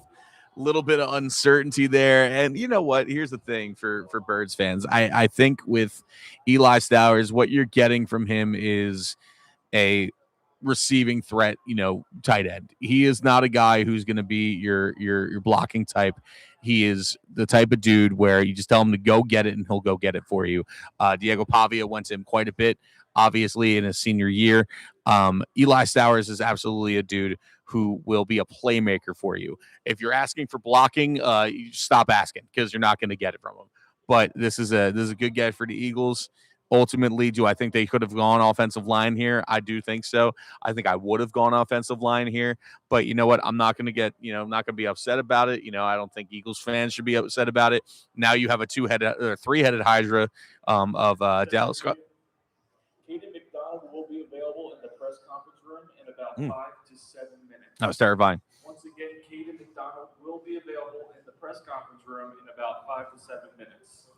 That said, again, big get here for the Eagles as they get Eli Stowers now with that three-headed Hydra at tight end of Grant Calcaterra, Dallas Goedert, and now Eli Stowers.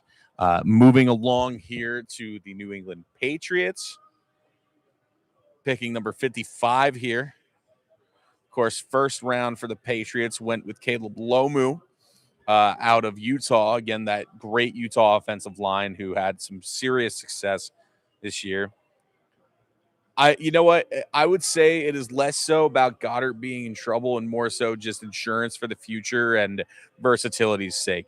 Stowers is a receiving tight end. And this is not a dude who's going to be the tight end that blocks a ton for you. So, as you look at weapons for Jalen Hurts, this is just another weapon. So again, that's what the Eagles did here. They were like, okay, Mekhi Lemon, Eli Stowers, both receiving threats. That just adds some dynamics to the offense, which is fun. This is a very dynamic offense in general, a very creative offense that now obviously has a new leader at the helm. So we'll see what happens with this Eagles team, but I don't mind this pick. Again, would have gone offensive line, but that's just me. That's also just come super high on Jennings Dunker out of Iowa.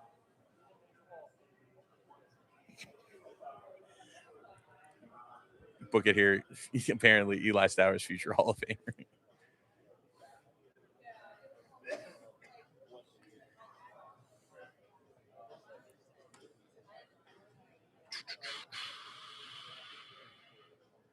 Moving right along here in the draft. We are now at pick number 55, 56 technically, because the Patriots have the Patriots have submitted their pick, which wait a damn minute, did they trade? Nope, sorry. Chargers traded the pick to the Patriots. Patriots could use some edge help here. Patriots could use a lot, here as far as it goes, with just, further protection of Drake May. Obviously, getting him some more weapons would be great as well. I don't know if there's an edge rusher at this point that I'm like in love with. If I'm any team, so you just kind of like, again, just look for best available player here.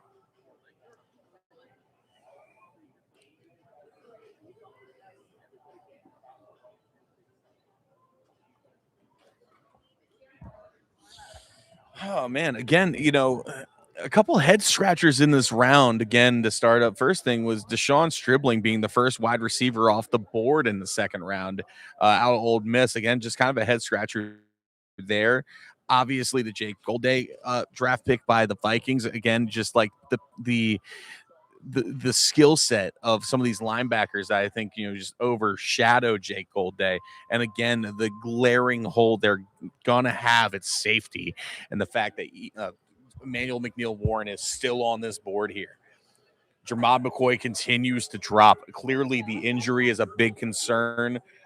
He's going to be a serious get here in the later rounds, but clearly the concern with the injuries continue to be there for Jermod McCoy. Again, Emmanuel McNeil-Warren, I'm just not sure. I think this might be a case of, you see the tape and you see the skill set, but ultimately this is a guy who played against, he played on Tuesday nights. The competition, the MAC is not nearly as vast and strong. So there's certainly a way that you might look at it. If you're a scout, if you're a GM and you're like, listen, I'd rather take someone who played against some better competition. But Emmanuel McNeil-Warren here, who was projected to be top 20, top 25, is continuing to fall here in the draft. And Jermod McCoy, same deal. At this point, beyond that, now you're looking at you're looking at,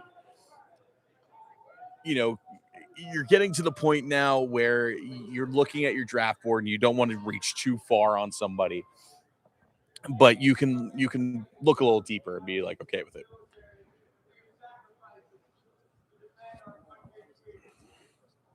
Of course, AJ Housey still on board as well.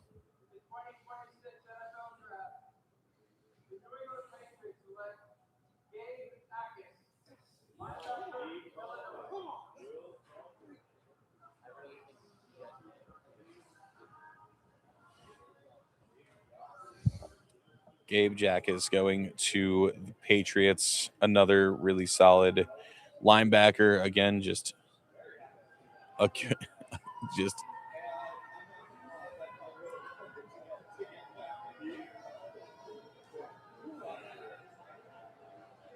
I got to give credit to like some of these kids out here that are representing the schools here in the Pittsburgh area. Like overhearing their conversations, hearing that just the depth of knowledge that they've really put into this and the effort they put into this. This is the kind of thing that gets you jobs in this business. Aside from being entertaining and having fun, like this is the thing that gets you gigs. So shout out to them for being out here and being as proficient with their knowledge as they are. And here we go, Gabe Jackus again going to Illinois. Up next, we have the Jaguars, and then followed up by the Bears. So the Jaguars going in at number 56. Still some good linebackers on the board here. Safety, again, is something they could use. Of course, listen, at this point, Travis Hunter staying as a cornerback. So maybe they're like, hey, another wide receiving threat wouldn't be a bad idea here. Do you go best available? This is a Jaguars team that is really coming into its own. So, let's see where they go here with pick number 56. Of course, as they get ready to be the Orlando Jaguars coming up next year. So not, 27, 28, of course.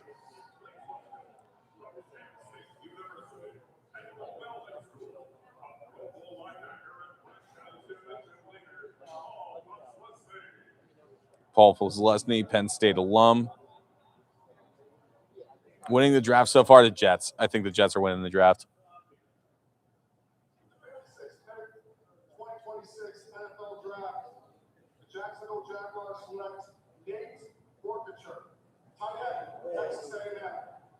Okay. Another tight end off the board. Are we going a little reachy here? I don't know. This tight end class past Kenyon Sadiq and Eli Stowers is, you can kind of shake out in various different ways here. I think Nate Borkacher was not one that I would have that high up. I think that there's other tight ends with bigger upside than him, but nonetheless, a guy who had a really solid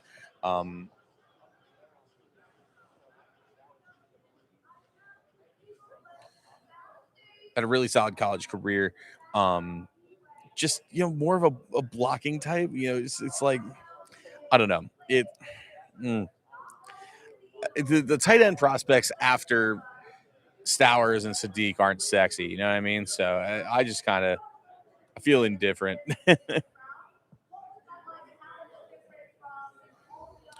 Oh man, I think the nice part is that like I get to nerd out a little bit here, days 1 and 2, and then tomorrow it's like I'm just chilling. I'm gonna hang out at the draft experience, kind of see what everybody's vibe is, see what the vibe of the draft is. Keep it kind of more laid back, man. Seriously, what a ride it's been being able to cover this. This is really cool. So we continue on here as the second round continues. We're almost done the second round here, which I believe I do have to check in with another update here on 99.7 The Fox, which we will do right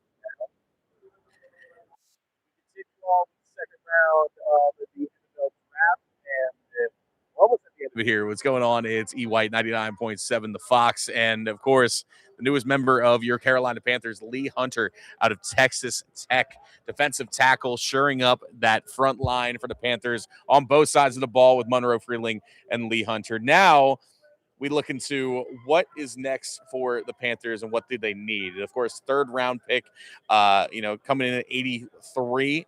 Will Dan Morgan trade up again? This is now every year at this point, outside of the first round of the draft, that Dan Morgan has traded up as the GM of the Carolina Panthers. There's tons of needs for this team, whether it be on the offensive end or defensively, of course. Looking defensively, mainly secondary and linebacker. On the offensive end, could use a tight end weapon, could definitely use a wide receiver as well. Which direction will they go in? Only one way to find out, of course. Coverage right here on 99.7 The Fox. And, of course, follow along on our social as well at 997 The Fox.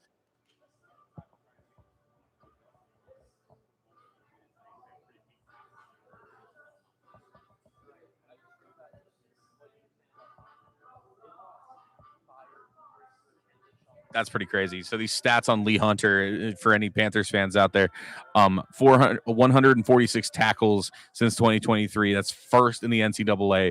38 tackles for loss, first in the NCAA. 81 run stops, that's first in the NCAA. And 75 QB pressures, that is second in the NCAA. This guy is a beast.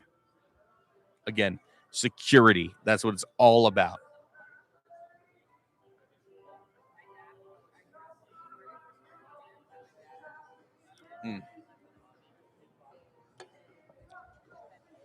6'3", 322 pounds. Again, my friend John Ellis says it all the time. Run the ball and stop the run, and that's certainly something that the Panthers needed help with last year.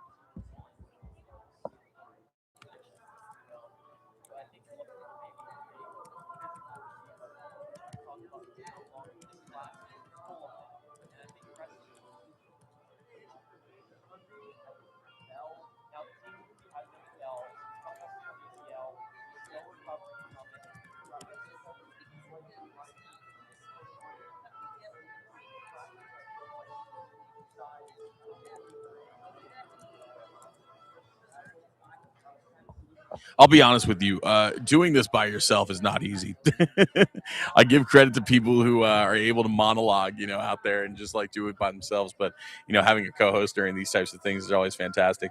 For everybody who's hanging out on YouTube right now, first of all, I appreciate you. This has been lovely to, just continue to cover this and cover this game and cover this event. What a treat has truly been to be here in Pittsburgh and represent the Fox and iHeartMedia Charlotte. It's been really, really cool, man. So here we are continuing on with the second round of the NFL draft. Looks like there was another trade in process here. It's like the Browns have traded with the Niners. So the Browns are back in play here in the second round, and who've had a quietly fantastic draft. Of course, with Spencer Fano at 9, Casey Concepcion at 24, and then, of course, Denzel Boston over at 39. There's a lot of good things happening in Cleveland right now, and that feels weird to say. It's so funny. It's they posted a picture the other day, and it said it all goes down in here, and it's just a picture of their worm, and it feels like so many of the comments were like, it all goes downhill in here. But you know what? The Cleveland Browns have clearly wanted to, see some improvement, and the improvement is there, and, they're definitely on the up and up going forward here. This could be a team in a tough division, a scrappy division, much like the NFC South, that could really make some moves here. I think people forget how scrappy the NFC South is. But that's what happens when your team wins a division at 8-9.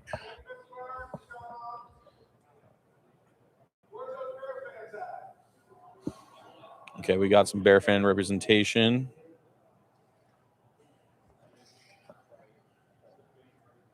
I'm liking those cheese grater hats, my man. You break that cheese right up. Love it. With the 57th pick, 2026 NFL Draft, the Chicago Bears select Logan Jones, center, Iowa. Oh, that's a great pick. It's a little high, but I love it. Logan Jones is, in my eyes, the best center in this draft, above Jake Slaughter, above Sam Heck. When I think about that Iowa offensive line. When I think about Iowa offensive linemen in general, they're built to last and they're built to be plugged in right away. This is like one of those things where you just slot them right in.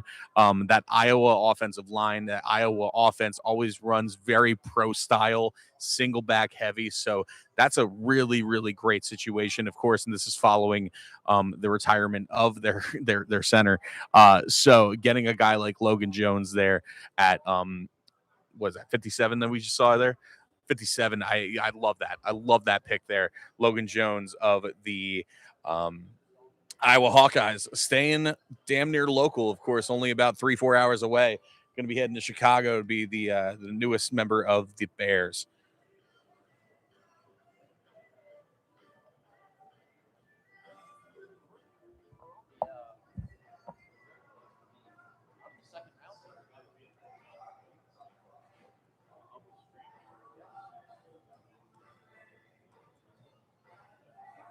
And the Bears are back again on the clock.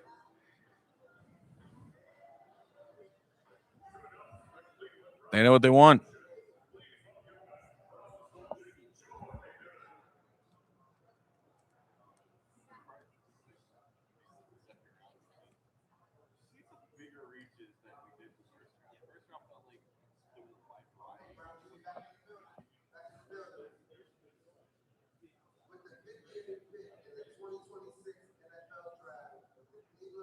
He is old. There he goes.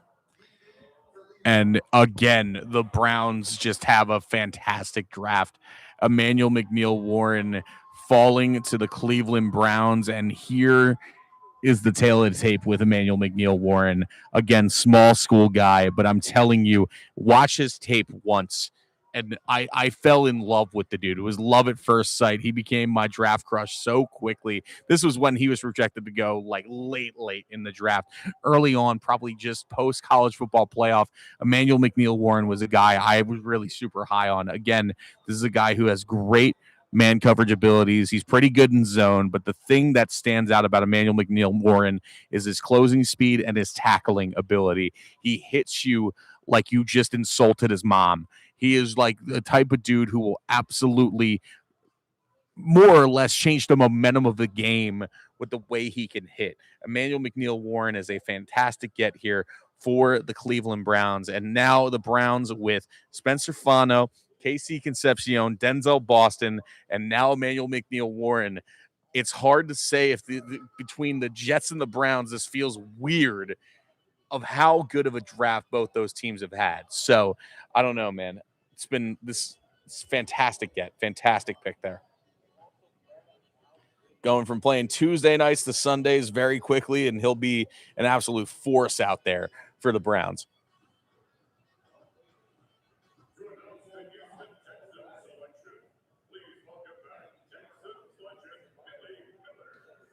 And here we go.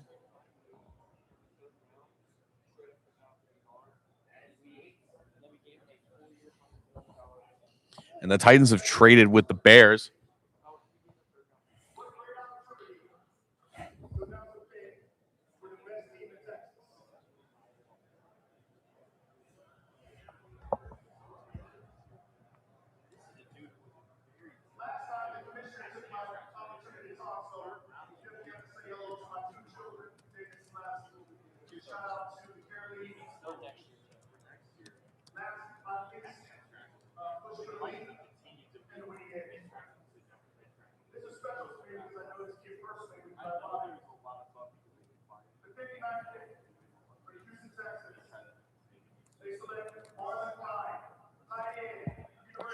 Okay, I really like Marlon Klein as a tight end here. He is a more traditional style tight end. You know, I think a guy who was really solid out there in Michigan. You know what? I think there's a lot of upside here. Is he the glaring next pick for the tight end position? I would say no. I think that a guy like a Justin Jolie out of NC State could have gone higher here, and I think you could have waited for a guy like Marlon Klein until the 3rd or 4th round. But a good get. Again, a lot of upside. I really like Marlon Klein here for the Texans.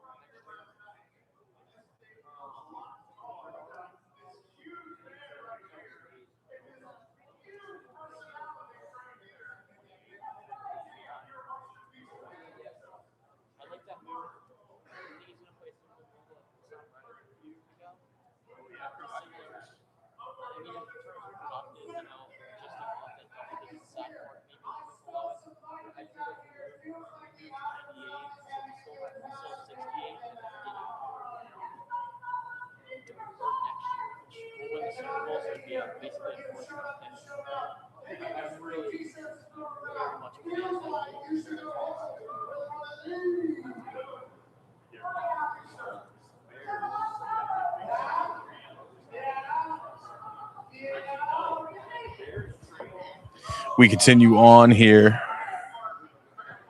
in the draft where Marlon Klein goes to the Houston Texans. Of course, tight end out of Michigan. If you're not familiar with him, definitely check out some of his tape.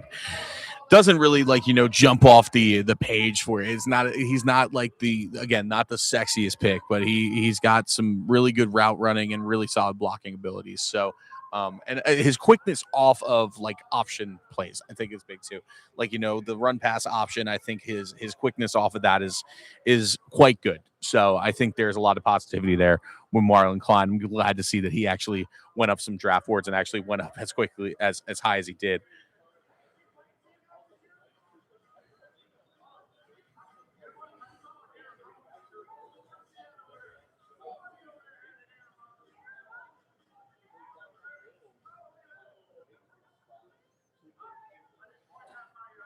A lot of Panthers fans loving the Lee Hunter pick. I would say the majority of fans that are a little bit more less than casual, if you will, are certainly more excited about this Lee Hunter pick than the casuals. I'd say the casuals are still bummed that Jacob Rodriguez wasn't taken, or they didn't trade up for Rodriguez.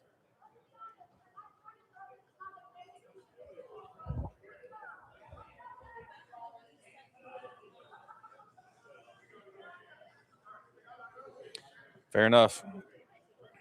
It's weird that my old boss is arguing with me about Emmanuel McNeil Warren on Twitter right now because I love McNeil Warren and he's just so he doesn't. But listen, it is what it is. I can agree to disagree. It's fun.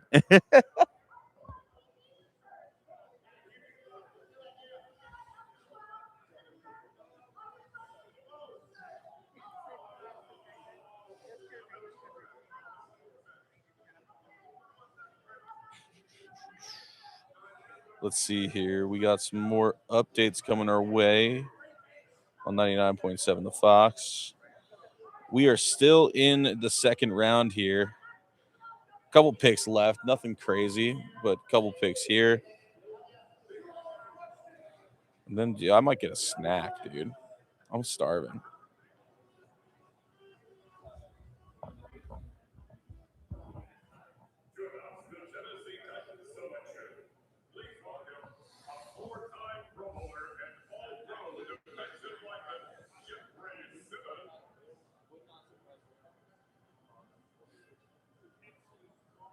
Do I have an intermission thing I can do?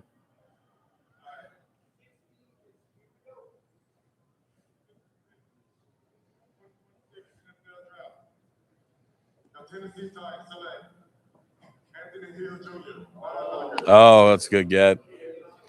Anthony Hill Jr. goes off the board. Another one of those big linebacking prospects. This one out of Texas. Hell of a player, dude. Just a lot of fun to watch.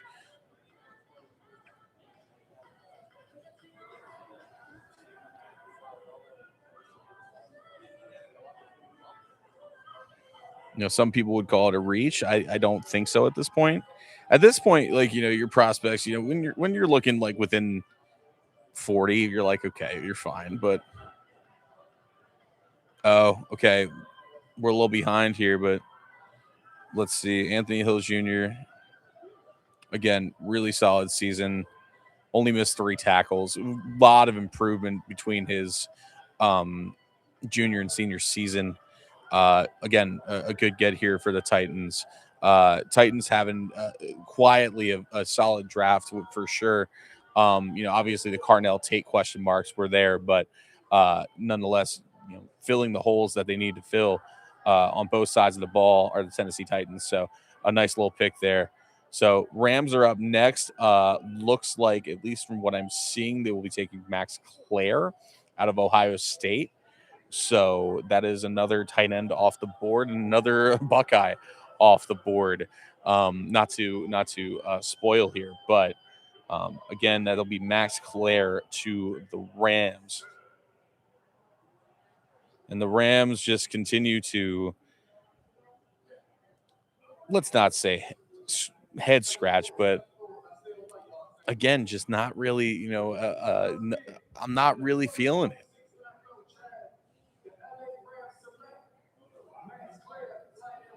Not really feeling it.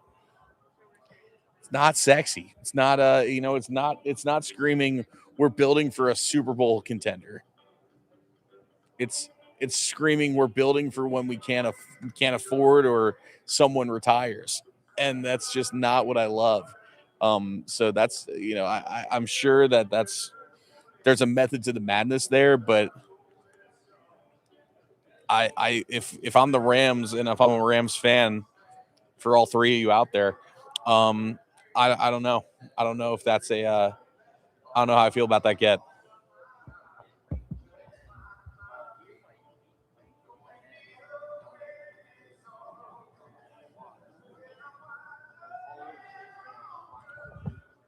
Oh snap! Of course, a massive piece of news here. We're really focused for the most part on the draft. A massive move made by the Eagles. Jonathan Grenard is going to be rocking midnight green next season. Vikings have traded Pro Bowl linebacker Jonathan Grenard to the Eagles for a third round pick and a third round pick for this year and next year. And the Eagles are going to be signing him to a 4-year, $100 million contract. Jonathan Grenard is a Philadelphia Eagle. And of course, that gives the Vikings a ton of cap space. But that is a massive get for the Birds. Oh my goodness. Again, just the strength on the defense for this Eagles team. The thing that they, need is some just intensity. And now you have that with not only Zach Bond, but also with Jonathan Grenard. That's a huge get for the Eagles, man. That's awesome. It's funny, seeing the conversation on Twitter about Lee Hunter and why are we trading up for a defensive tackle? Well, it's like, well, what was the haul? Is the real question.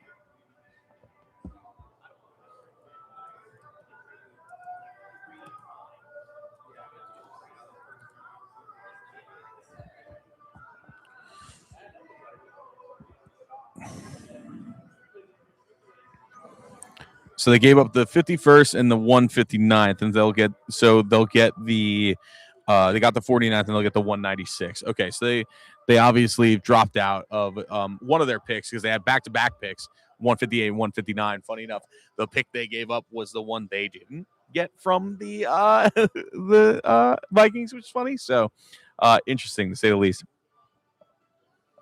For the people who are just hanging out in here, first of all, like, thank you. You guys rule. I'm just trying to, this is all shop building, right? You know what I mean? This is all like learning how to do this. And obviously, it's hard to keep this interesting just with yourself.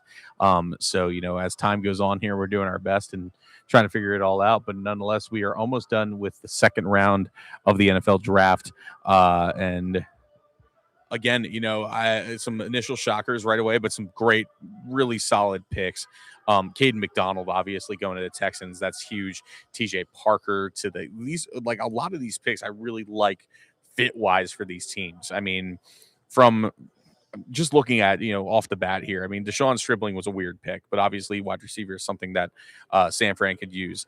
Chase Basanis, a great pick by the Cardinals. TJ Parker's a nice, solid, great fit pick. Caden McDonald, massive. Colton Hood, great. Traden Stukes, great. Like, it's just like until you hit Mason Thomas, I'm like, okay, this is like really solid second round. Mason Thomas, some question marks there, but still, that's just my personal opinion. Yeah, the lighting is very strange in here. It's very intimate, to say the least, which I don't understand why. All right, what we got going on here? So the Bills, looks like the Bills have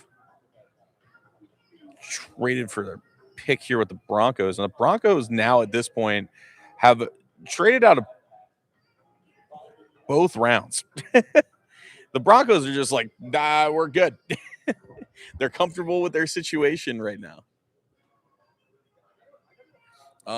Which, like, listen, I mean, they were much like the Rams, one win away from the Super Bowl. The difference is that the Rams had a full, at least main core healthy roster, and the Broncos were playing Jarrett Stidham. You could argue that the Broncos are more ready than the Rams are. And so the picks that the Rams are making right now, again, with Ty Simpson and with Max Clare, I think there's more they need to work on than they're giving themselves credit for. And so, again, in a very tough division in the NFC West, I don't know. I don't know how I feel about that.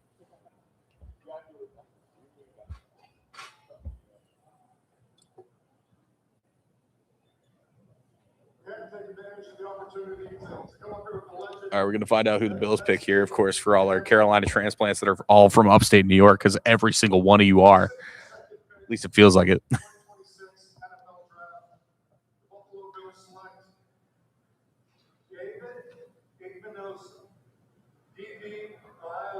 Okay. Again, okay. A good one, Davison Igbinosun. But, like, again, Jermod McCoy continues to fall. It's the fall is pretty crazy here for Jermod McCoy at this point. It's that clearly the concerns around his knee injury are significant. And so ultimately that's causing him to drop as far as he is. There's some really good prospects here at the cornerback and safety position going into round number 3. Keith Abney obviously is there. One of my favorite prospects, and Kamari Ramsey, who unfortunately didn't get a ton of reps, but the reps that he did get out there I thought were fantastic. AJ Halsey is a guy who people love, especially in Carolina. Genesis Smith, if you look a little bit later, I love a guy like a Takario Davis out of Washington who has just so much length on his side, just doesn't know how to use it properly. So, again, going into the 3rd round here, it's going to be interesting to see where and what teams prioritize, especially the Panthers now at this point, now that they've shored up their lines, which is really, when you look at it, like, this is a good draft for the Carolina Panthers. It is not a sexy draft. You know what I mean? This is a personality draft for the Carolina Panthers, to say the least. I said on a video I posted on X a few minutes ago, or about an hour ago at this point now, but basically, it's like walking into a Foot Locker and thinking you're walking out with a pair of Jordans, and instead you walk out with a pair of Tims, man. It's one of those things. So we're, now you can have some fun if you're Dan Morgan and Dave Canales. And so, again, just if you are a fan of this team, if you cover this team, it's a fun time to be here in Carolina.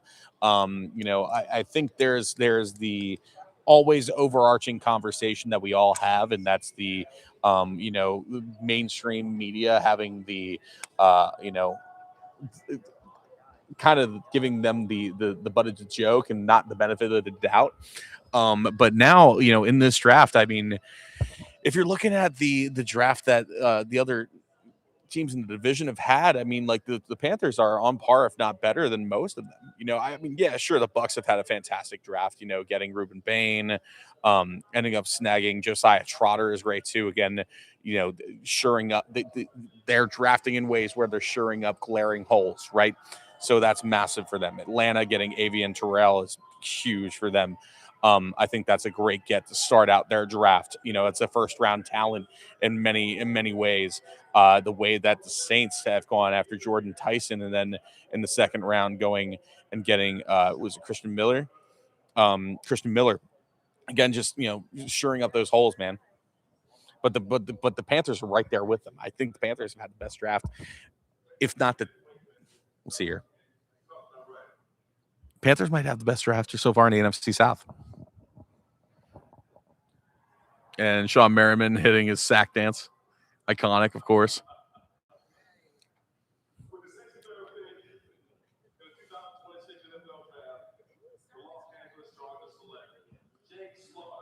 All right, Jake Slaughter, another big interior lineman off the board there, out of Florida. It's a good pick, man. Again, there's there's a lack of interior linemen in this draft. I think like at a skill level beyond Big Ione and Francis Mauigoa. So, Jake Slaughter's a good get here. I don't know. Still some really good linemen on the board here. Jennings Dunker is still on the board. Sam Heck still on the board out of Northwestern. Jalen Farmer, Connor Liu, like there's some good guys out there. I would say once you get past Jennings Dunker, the tackle situation falls off quite a bit. But I still think that there's definitely guys to be had in this draft at this point at the in the offensive line.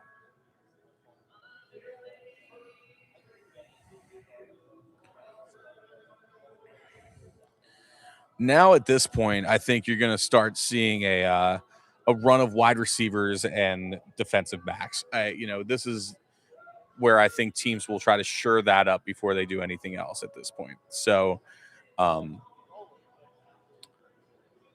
going to see a lot of safeties and cornerbacks come off the board, wide receivers come off the board here. And what you're going to also see if you're somebody who's not as much of a draft nerd or a big draft person, and you're experiencing this maybe, for the first time or experiencing this in a way that, because there's plenty of people who are not massive football fans that are checking in and want to see what it's like, and this is now the point in time where things get quicker. And, this draft really starts moving in a way that is more, breathable for a lot of people. Because, once you get to the point where it's like, okay, you're getting late in the round, you got your nerds here. So the people who are really just trying to lean into the actual sport itself. We have the final pick of the round coming in right now from the Seahawks. And then we will start up round number 3, where the Cardinals have their first pick in that round. And then the Broncos will have their first pick of the draft period if they decide to keep it. So we'll see what happens there. But the draft order for the next round will be Cardinals, Broncos, Raiders, Eagles, Bears, Niners, Commanders, Bengals, Saints, and Browns to start the top 10 of the third round of the draft there.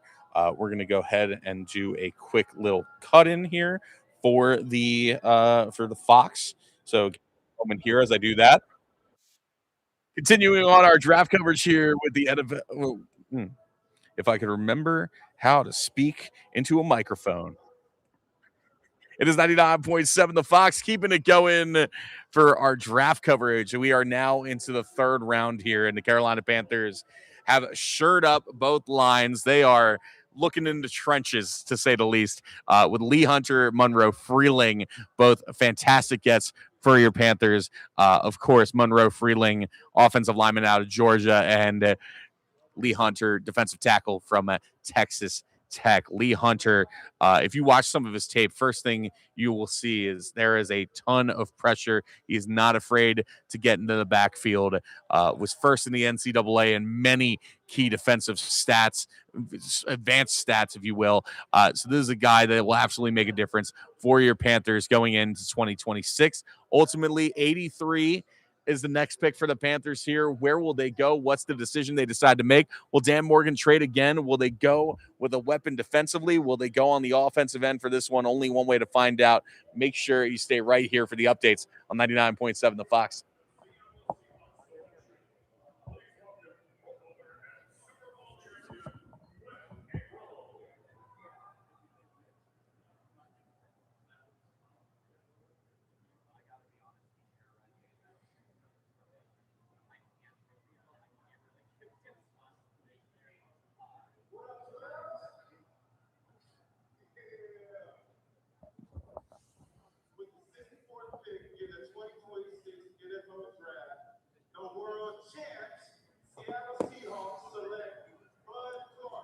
Oh, good pick.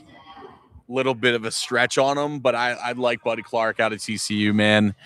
I think there's a lot of upside there, a lot of athleticism. Again, this is a little bit of a stretch at that position. I think there were better players ahead of them. But when you look at consistent reps, when you look at just the conference he played in. This is a good get here for the Seattle Seahawks team. Bud Clark, again, going to be a Seattle Seahawk, of course, the defending champions of the NFL. Again, hard hitter, which we'd love to see. You know, his senior year was not nearly as good as his junior, but nonetheless, again, you look at this, played all but one game, doesn't miss a ton of tackles, so a lot of positivity there, a lot of great run, a lot of prowess in the run game as well. So Bud Clark going to the Seattle Seahawks, a guy that would have been nice to have in Carolina, but again, you know, looking at the secondary, is how secure is Dan Morgan with the secondary? How secure is he feeling about the you know, that situation there? That is something that we continue to have questions for going in this draft. You know, as clearly, you know where he wanted to build from the inside out, but where does he go from here? Where does he see a glaring hole going into the third round here? And then, of course, for rounds 4 through 7, you're just looking for the best assets you can find. So we'll find out soon enough here. But the third round about to start. Got the terrible towel waving. Looks like they're honoring the troops. Looks like also the first pick in the round has been taken by the Cardinals. So that means that the Broncos are now on the clock here. Again, the Cardinals just know. So at this point, and this is something that is interesting, and a discussion that you could definitely come up with some of these teams like the Cardinals and the Browns. A quarterback is not off the board since Ty Simpson. So now we're getting into the point. It's been 50 picks since we had a quarterback taken in the draft. Let's see who will be the next one off the board and when they will be off the board. Will it be Carson Beck out of Miami? Will it be Garrett Nussmeier? Will we get a surprise? Maybe it'll be a Taylor Green. Dude, like, you never know what could happen here. This draft class, quarterback-wise, is so intriguing because it's so like underwhelming that it just makes you like overthink things at times. You know, but it seems like the clear-cut number 3 for a lot of people is Carson Beck. Will Carson Beck be the next quarterback off the board? Will there be a quarterback taken off the board here in the third round? Only time will tell. But I wonder how long it's been since we've had such a gap in quarterback selections. Right, you got to go back a couple years here. Pardon me as I nerd out.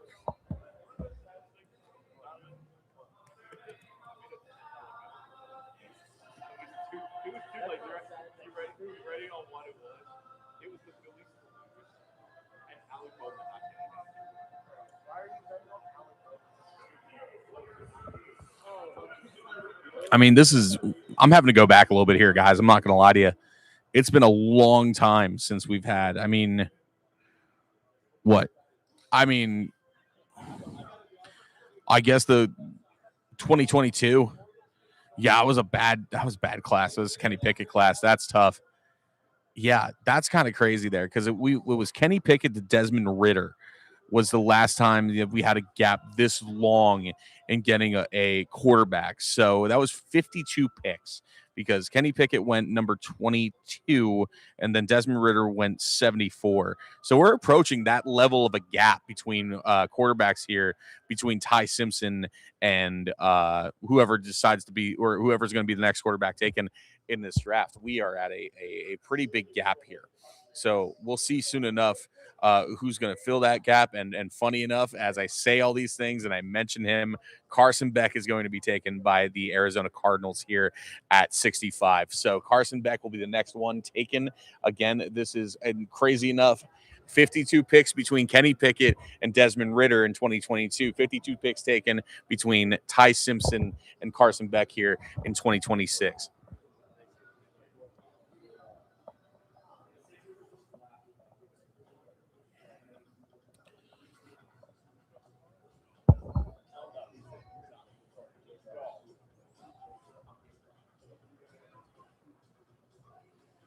Okay, so let's talk Carson Beck for a second and how much I think he's an overrated quarterback.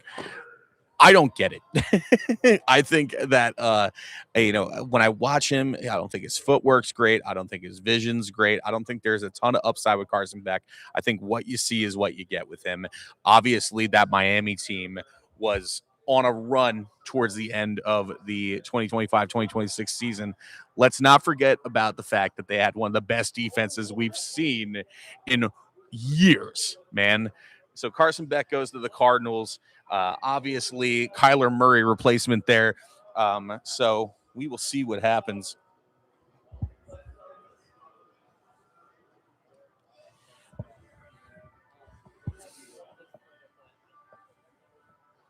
There are, in my eyes, much better quarterbacks.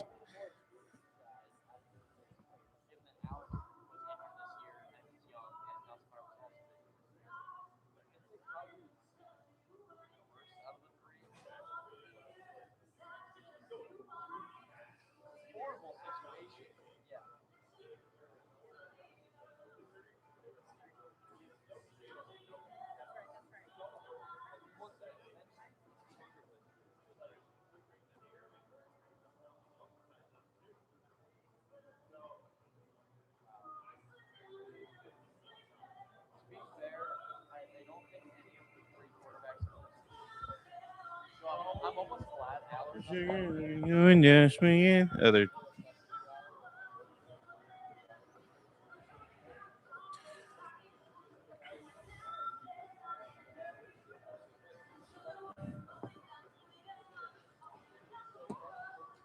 dude, that Raiders fan is jamming out. Why does he look like Goldust from WWE?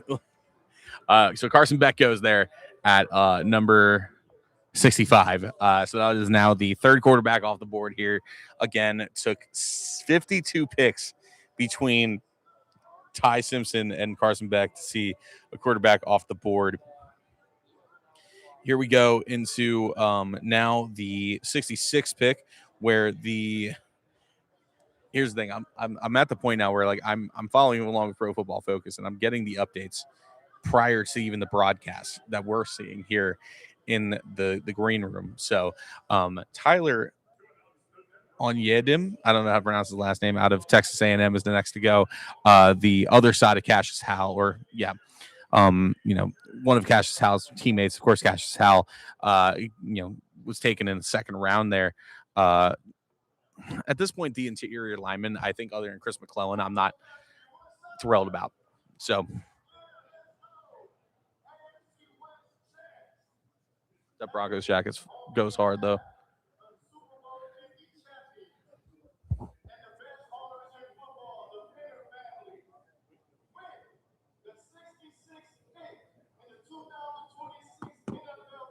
Mm-hmm.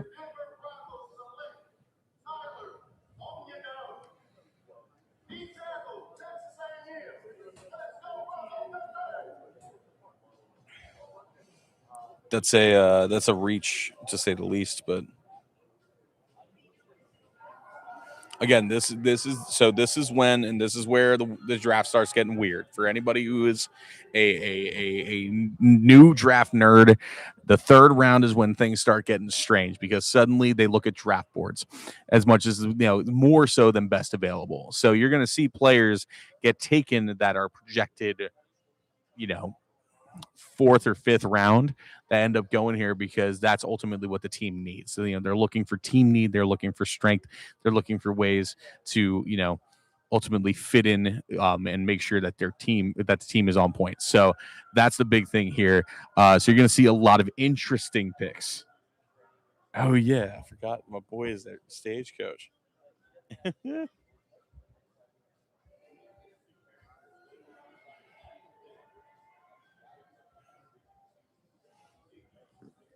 I sent something to my one friend. He's at Stagecoach, so that's kind of cool. All right, Matt Millen is back out.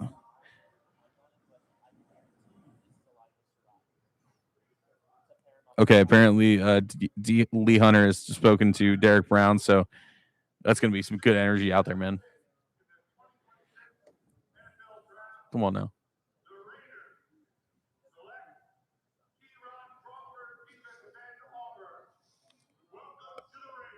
Okay.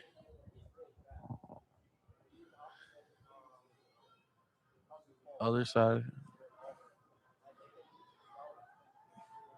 Again, it's just one of those things where you are going off your draft board. Kieran Crawford.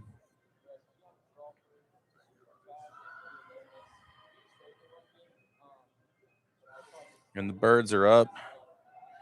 Kieran Crawford, decent season, a lot of improvement from this 2024 to 2025 season. Listen, end of the day, he's good. He's a pass rusher, and that's certainly something that the Raiders could use right now. So, again, solid get there. Will he be on the other side of Max Crosby? I guess only time will tell. But again, that is a solid get there for the Raiders. Kieran Crawford. So for Panthers fans, if you're checking in, Derek Brown and Lee Hunter have become acquainted and apparently are fans of each other. Here's the thing. Derek Brown's energy is fantastic in the locker room. I've heard great things about Lee Hunter as well. So, if you are, just hoping that the buy-in to the culture of the Panthers and the buy-in to the way this team is going is there with these rookies. It certainly is. I mean, just the fun of it. I think that it's a fun locker room to be in. I mean, when you think about a guy like like a Monroe Freeling, who today in his press conference, he's like, bro, people are going to find out about how good my snack game is. And the fact that he's hardcore with the Trader Joe's snacks. I'm like, that's fun, dude. That's a fun thing. So I think there's good energy in that locker room that people got to remember, is so important in this game. You can draft for fit of position. You can draft for skill and best available, but you also have to look and see where does this player fit in the culture, right? I see a player like a Mansour Delane who is very much just zoned in all about football, and that's a very Chiefs way kind of thing. And obviously, if you're in the NFL, you are zoned in about football, but at the same time, if you are trying to get into a locker room and make sure that you fit in and you have teammates that want you to be there, you got to, figure out a way to mesh with it. And so I think Lee Hunter and Monroe Freeling fit into the culture of the Panthers. I think that they also just, in general, just fill the void that has ultimately been left there. Ike Ekwonu with a patella injury that's hard to come back from, of course, with a ton of cap space in those that they'll need to clear up come, a few seasons from now. Monroe Freeling will be able to take care of that. And of course, with Lee Hunter losing Ashawn Robinson, you now have a defensive tackle who is going to be a day one threat for this Panthers team. These are both two guys that day one for the Panthers will start. And that is massive, massive, massive, massive if you are a Panthers fan. So we continue on here in the draft. So we just saw off the board Kieran Crawford. And next up, okay, again, this is one that's going to be, I won't say a reach, but a lineman who will certainly, you might have some question marks about. At least if you look at the big board, I wouldn't say he's a guy I would have gone over a Jennings Dunker. That said, he's massive. And in that case, when you think about the Eagles offensive line and the size of that offensive line, it makes sense to get a guy like this. And that guy is Markel Bell out of Miami. So 6'9", 345, that is unreal size. So when you have him on the other side of Jordan Mailata, you have the twin towers on either side for the Philadelphia Eagles, which will definitely be a benefit when you look at the potential heir to Lane Johnson. I mean, talk about a great guy to learn under. Obviously, Jordan Mailata, you think about the way that, unfortunately, Jeff Stoutland will no longer be involved with the team, but you think about that strength, you think about the way that team is developed. Markel Bell with that size, I think could certainly be there as well. And the announcement of the pick is coming right now. We're a little bit ahead here because we're following PFF.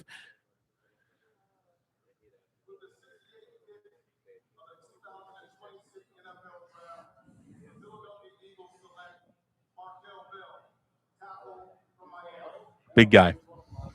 6'9", dude. Unit. Like, seriously, that line, when you think, like, the line at at Miami between Markel Bell and Inez Cooper, just the size is crazy. Look at the picture of Markel Bell next to Carson Beck is hilarious to look at. Like, that is absolutely insane size. But I mean, between him and Inez Cooper, Inez Cooper is 6'8", 360. I mean, that was just again, that Miami team, and this is where I go back to Carson Beck, right? That Miami team was so skilled in so many ways and in so many positions that, like, I feel like the Carson Beck draft pick and the Carson Beck, hype was because he benefited from a lot of that. So I don't know. Jennings Dunker still on the board. That's probably the biggest lineman who's not been taken yet in the draft. Which, again, I'm a big Jennings Dunker guy. Which, as you see here, the Bears are on the clock here. Where will they go with this one? We're gonna find out momentarily. But again, Dunker could go here to either of these teams. To be honest with you. Let's see where we're going here with the Bears.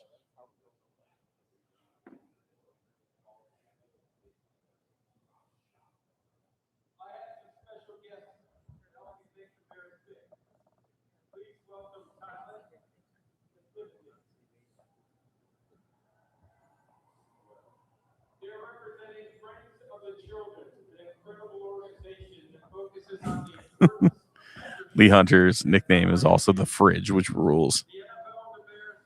Also, it's hilarious to watch a lineman wear number 2. I will never get used to that.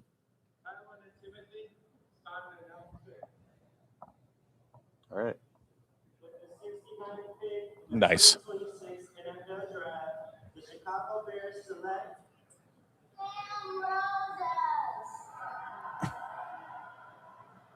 There we go.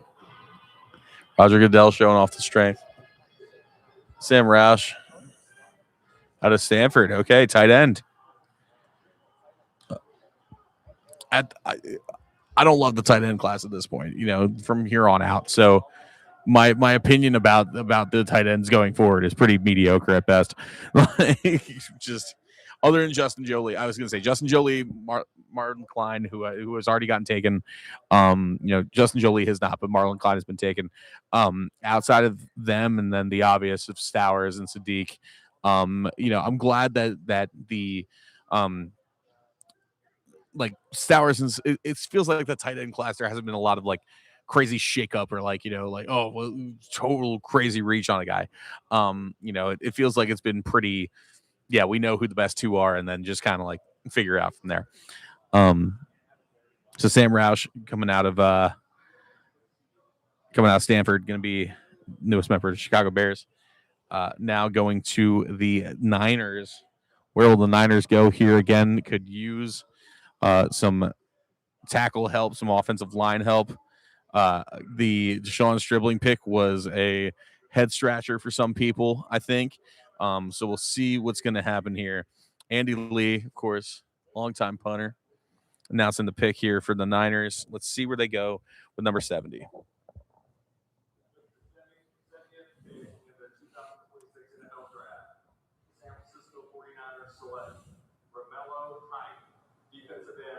Okay. So that whole line at Texas Tech has been taken at this point between Romello Height, David Bailey, and Lee Hunter, not to mention Jacob Rodriguez. Again, that Texas Tech defense was fantastic. And Romello Height, obviously, not as much attention because he's not named David Bailey, but still a guy who had a great season for that Texas Tech team. Again, just, that Texas Tech defense was something special in so many ways, and the way that they were able to get into the backfield at the rate they did was rather impressive.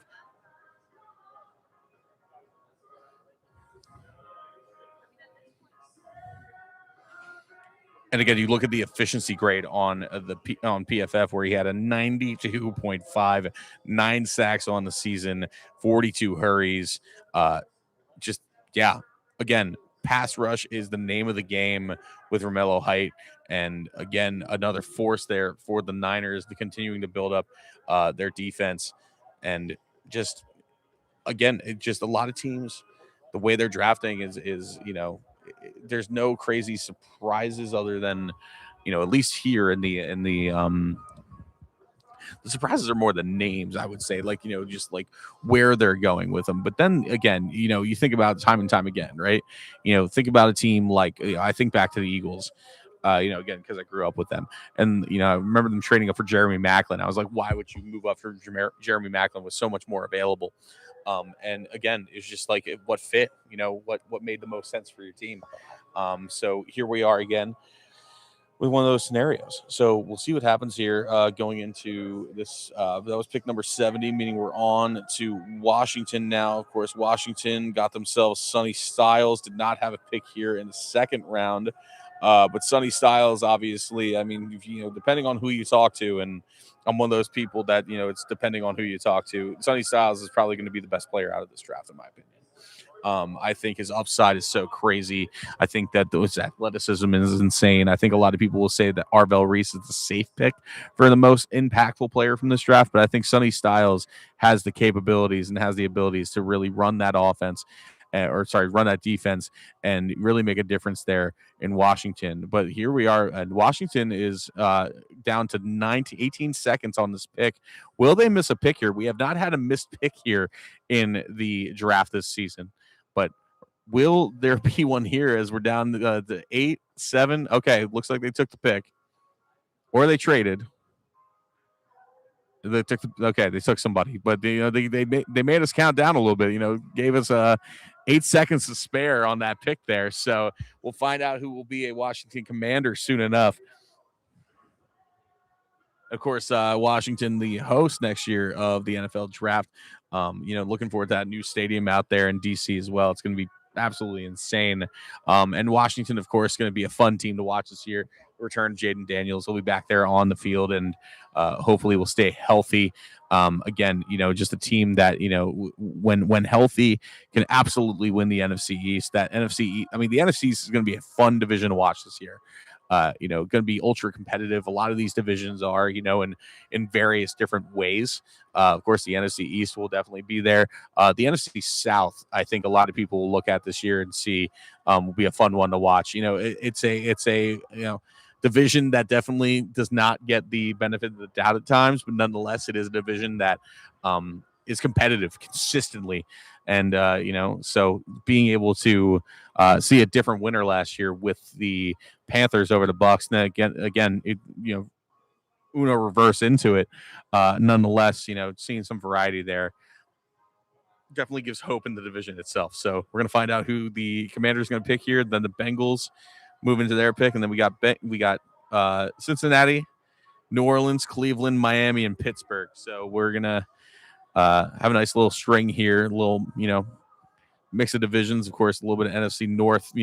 More than anything else, every other pick is NFC North. AFC North, which that's going to be an interesting division to say the least as well, especially given the changes in Baltimore and Pittsburgh, and obviously turnover in the on the depth chart with Cincinnati, but the improvement of the Browns, suddenly you think, you might think to yourself, maybe the Browns got something going here.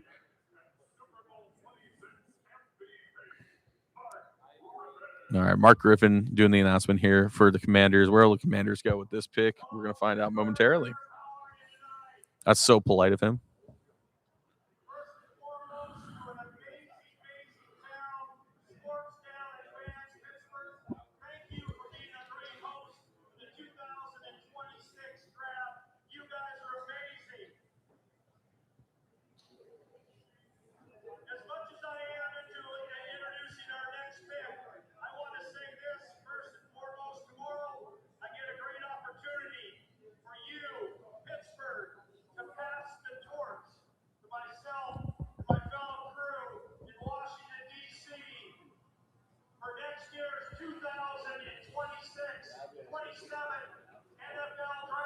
Okay.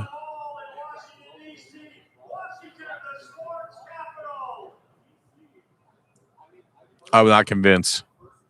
I don't know if I want to do that. Just trying to hype up the draft next year and did an okay job.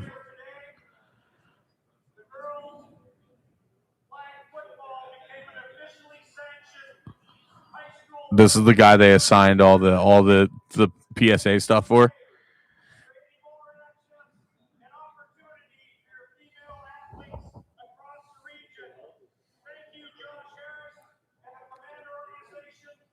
I mean, he could have at least tried to, like, you know, be excited about this. Been like, oh yeah, you know, like women's sports cool, but no, just give him a script and hope for the best.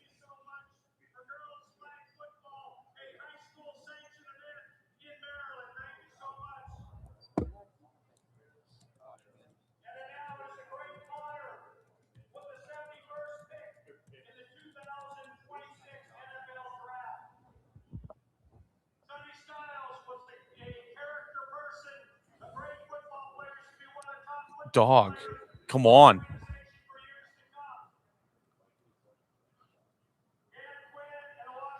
Jesus.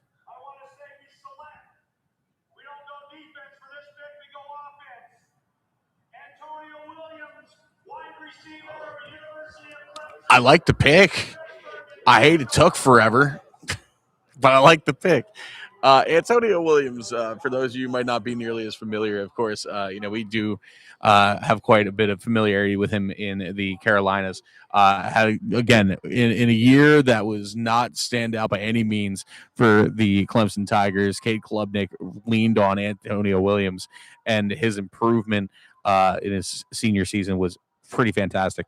This is a guy who is absolutely going to be a great weapon for Jaden Daniels. Again, you know, they not that they really, you know, at this point, they're looking at their draft board, looking best available. And again, I think this is a good pick.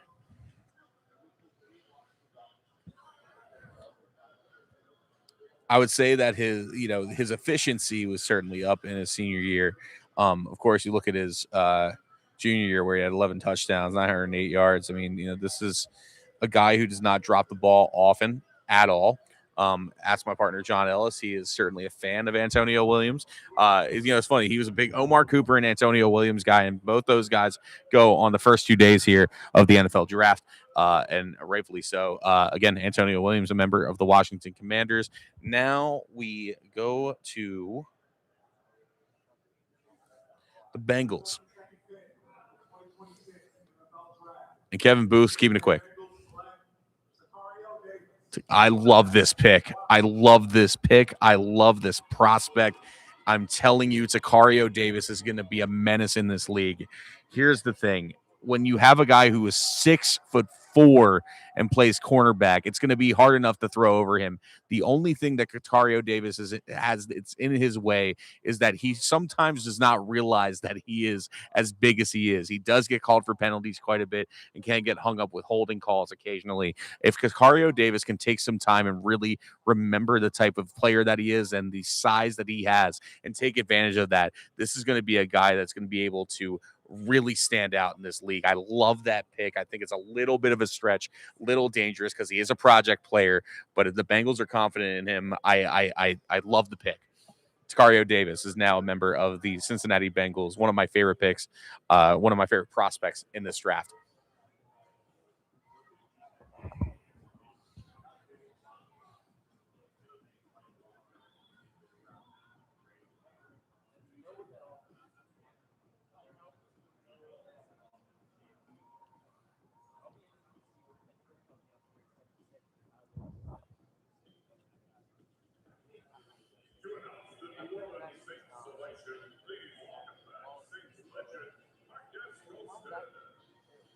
All right, the Saints, of course, up now with the 9th pick in the 3rd round. So that's number 73. Let's see where they go here.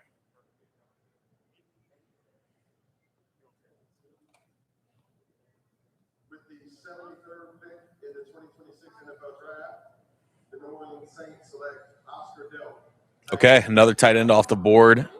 Oscar Delp out of Georgia. This was a guy that a lot of Panthers fans were high on. A little bit more efficiency in the blocking area. I think this is a guy who's a little bit more versatile than some of these other prospects. Most of the prospects, you go one way or the other. This is a guy who has a good mix of skills in his game. Oscar Delp's a good get there for the Saints, again, who definitely needs some tight end help. So, again, another weapon for Tyler Shuck. Chris Olave, Jordan Tyson, Oscar Delp. It's looking good down there in New Orleans. So we'll see what happens there. And, of course, with the acquisition of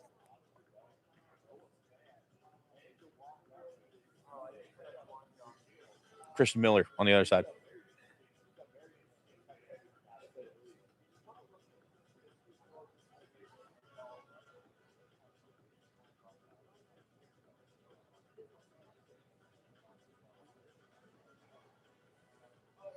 Just taking a look at Oscar Delp. Again, when you look at the numbers, not sexy. You know what I mean? Not the sexiest numbers from Oscar Delp, but he had plenty of standout games while he was at the University of Georgia.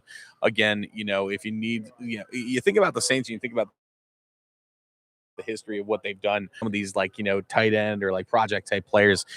Certainly a guy who could play fullback a little bit for them. You think about those wing back situations or those wing situations they did with a Taysom Hill. A guy like Oscar Delp can certainly do that. So kind of going with the vibe of the team. I like it. I do like it there. Again, I can't stress enough how much I love Takario Davis. I'm so bummed he's not going to fall to the Panthers. Not that they need a cornerback, honestly. I mean, listen, if you're able to clear the cap space on the line, then you could bring back a Mike Jackson. But only time will tell. 2026 NFL Draft. The New York Giants select Malachi Fields, wide receiver, Notre Dame. Okay, another wide receiver taken a little bit higher than I think many of us expected. Malachi Fields out of Notre Dame. That's now another Notre Dame prospect going. Of course, you remember in the first round, Price going to the Seahawks.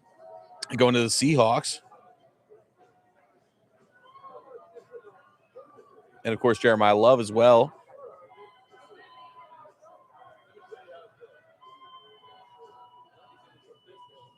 Here we are. We're in the wee hours of night number 2 of the NFL draft. Of course, this time last night we weren't even close to. I mean, listen, Jennings Dunker would be fantastic. I just saw somebody tweet about Jennings Dunker. I'll lose my mind.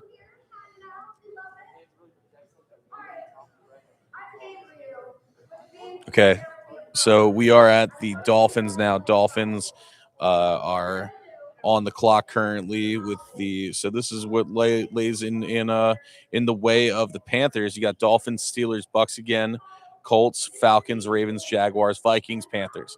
So we will see what happens here. We are still waiting on which also that Dolphins pick is a trade up with the Browns.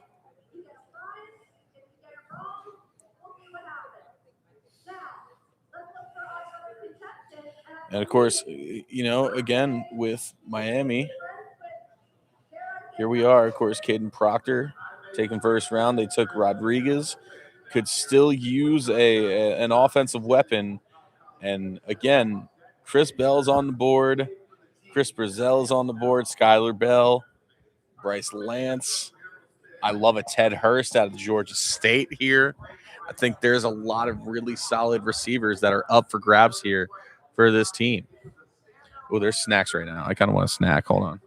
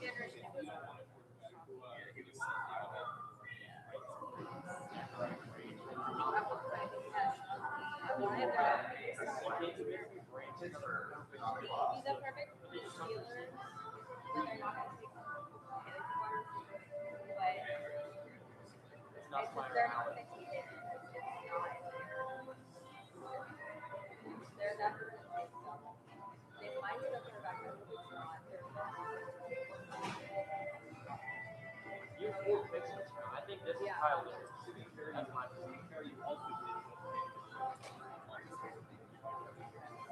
I'd be looking maybe a little bit. I'd be working. I'd be looking at offensive line. I think Jenny's record is play at tackle, but I really think that it might be Kyle Lewis. Given the fact that they need a linebacker, given the fact that we're in Pittsburgh and I think the storyline fits too well. You have 2 other picks in this draft. Yeah. He's been sitting.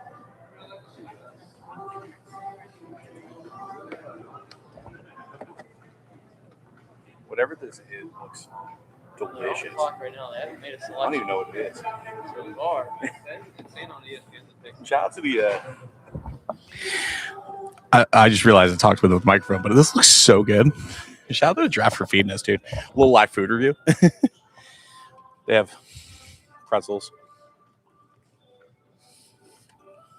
Always a good snack. The nacho cheese is good.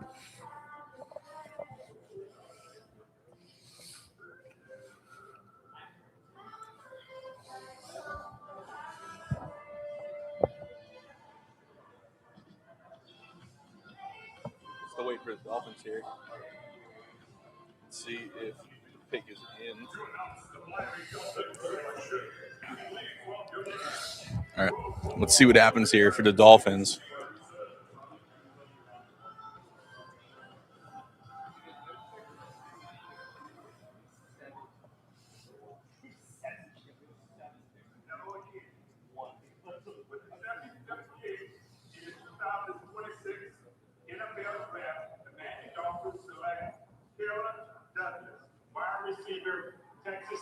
All right, Caleb Douglas, another Texas Tech player, man, another Red Raider off the board. So, again, wide receiver off the board. More and more you're seeing the wide receivers kind of going on. So this might be the run here that experts were talking about, right? Again, Caleb Douglas, not the most sure hands in the world. But, at the end of the day, pretty good against man coverage. So, again, not a prospect I spent a lot of time with, but nonetheless. Here you go. And again, some big names not off the board. Emmanuel Pregnon, Chris Bell, Jermod McCoy still not off the board.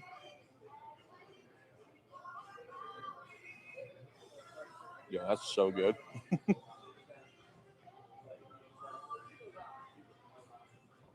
It's like pecan pie, a 7-layer bar. It's like pecan pie, a 7-layer bar, and a brownie had a baby, and like it's making me happy. You have those like treats sometimes to just like take you back to like childhood. This is one of them. Here we are. You know what I mean? We're talking football, dude. Like seriously, we're in Pittsburgh for the draft, just vibing. It's so fun, dude.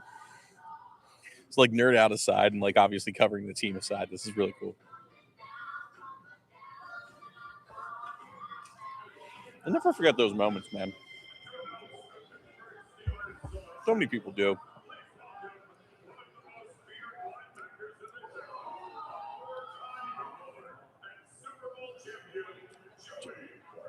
Oh, let's go. Shout out Joey Porter Sr. Up beast.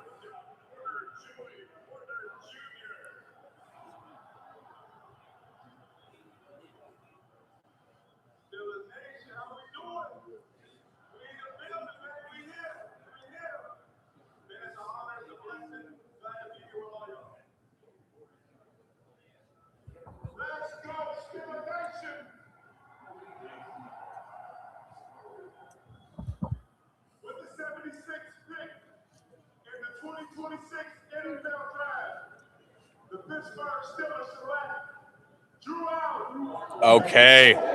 Another quarterback off the board, and it's Penn State's Drew Aller.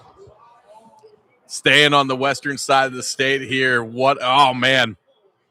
Okay. And the Steelers got a quarterback. Is Drew Aller the heir? Is he the heir? I don't know, man. Obviously, coming off injury.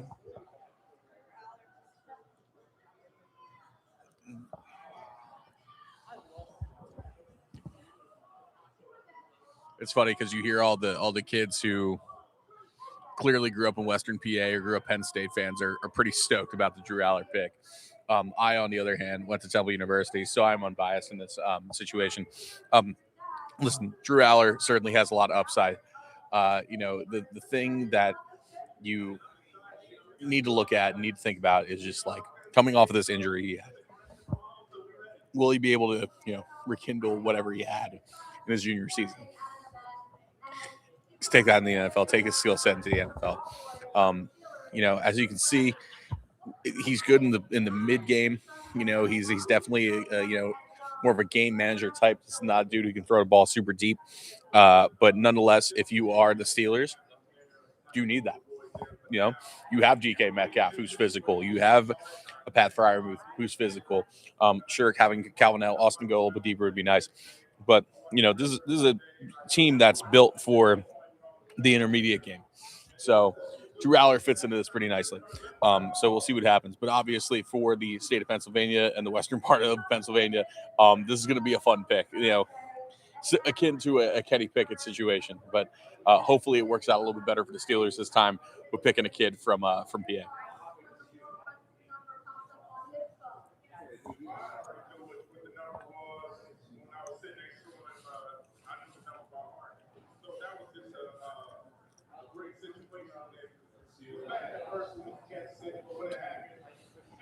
Where he was supposed to be in, we're right back at home. He's in Pittsburgh, and we just got better today. With our couple of picks, we just got better.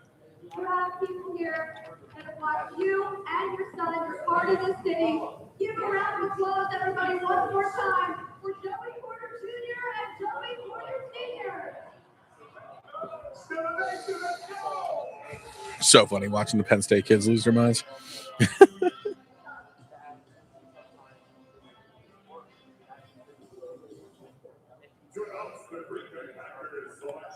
All right, Packers on deck here.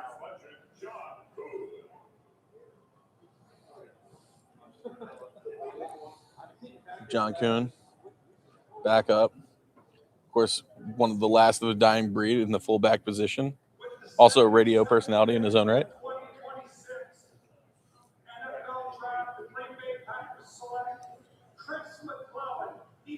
That's a good pick there, man.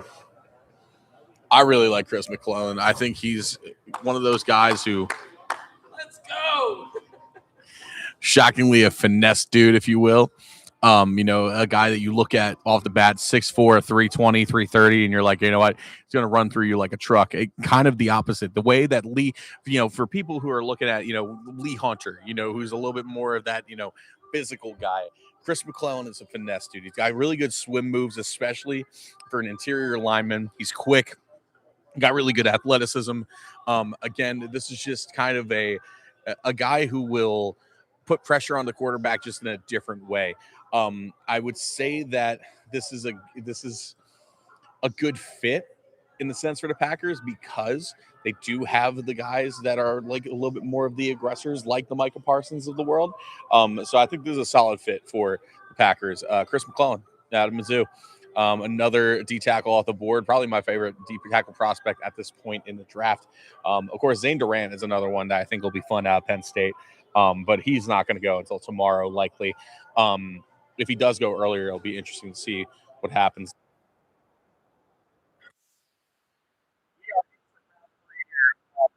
.7 the Fox, and we are approaching the next pick for your Carolina Panthers. Looking on the board right now, we're hanging around pick 78, 79. Of course, the Packers just picked here. Sorry, the Panthers, on the other hand, the Packers getting their pick. The Panthers have pick number 83 coming up. Of course, has already shored up their lines with Monroe Freeling and Lee Hunter. Will they go with pick number 83? Do they go and take care of the secondary? Is there a linebacker that really stands out to them right now? Is there a wide receiver? We've seen a lot of wide receivers taken at this point in the draft. Will there be one off the board here for your Carolina Panthers? Only one way to find out. course, we're going to find out soon enough here on 99.7 The Fox, and we'll update you once that happens.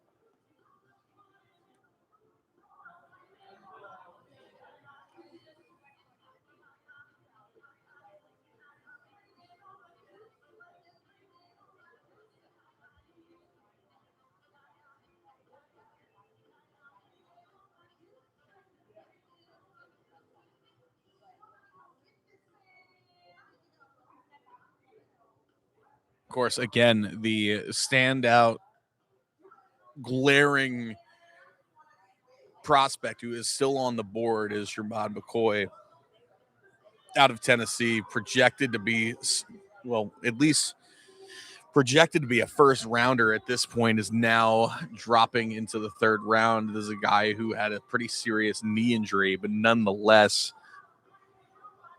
PFF has him as the 17th best prospect in the draft, and now we are at pick number 80 at this point because now the Ravens are up. So we have Colts just put in their pick. We're going to find out soon enough who they picked.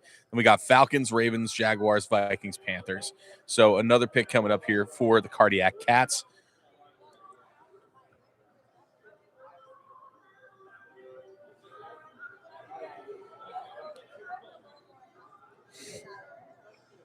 And it looks like the Colts will be taking A.J. Halsey out of LSU. Another one of those big safety prospects that a lot of people had a lot of eyes on. Of course, Mansour Delane going first round for LSU. That secondary was really solid last year. Of course, a history of great secondary members from LSU itself. So A.J. Halsey adding himself to that pantheon in the NFL, going to the Colts at number 78 here. Now the Falcons will be up next again, followed by the Ravens, Jaguars, Vikings, and then finally the Panthers at 83 here, if they decide not to trade back, of course, or trade up.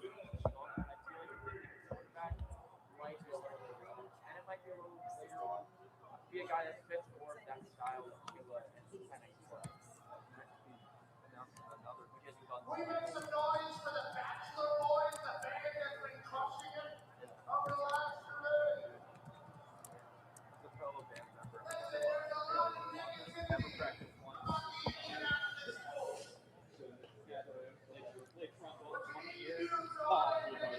Goodness gracious. Of course, another shocker, Drew Aller going to the Pittsburgh Steelers out there at quarterback. So now there's 4 quarterbacks off the board. That is of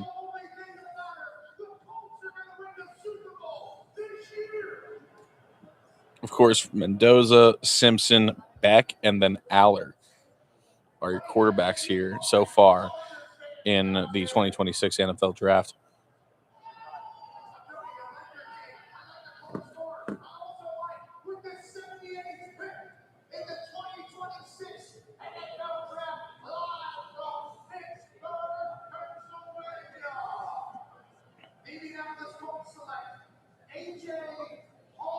Yep, again, good pick. So we continue on here. A.J. Halsey, one of the best available at that position, one of the best available defensive backs, period, in this draft at this point. But again, we have some guys that are projected above him, guys like Jermod McCoy, Keith Abney, Keontae Scott, of course. All of them are cornerbacks where you see a pure safety there with A.J. Halsey. A.J. Halsey going there. Zachariah Branch will be going to the Atlanta Falcons out of Georgia. So staying in his home state there. Again, another prospect that, maybe is not as high up on the boards there for the position as many others. But that said, Zachariah Branch had a great senior season at Georgia, 10 touchdowns, 811 yards. He does not drop the ball often. He's a solid player against the man coverage as well. This could be a really good get here for the Falcons, who continue to just get some good weapons, man. Drake London, just of course, at the center of it, and then Kyle Pitts as well. And so Penix and Tua will have certainly some more people to throw to, and Zachariah Branch will be a good, nice little acquisition here as Michael Turner will make it official.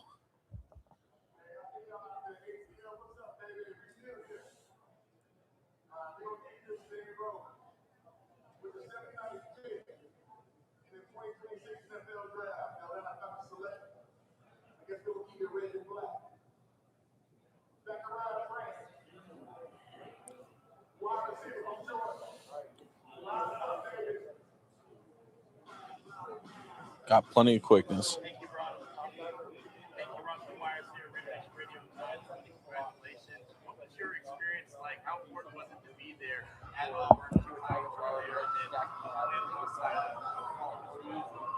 going to be that slot guy. You brought in Dotson, who can play the outside if he has to. And you also have Drake London.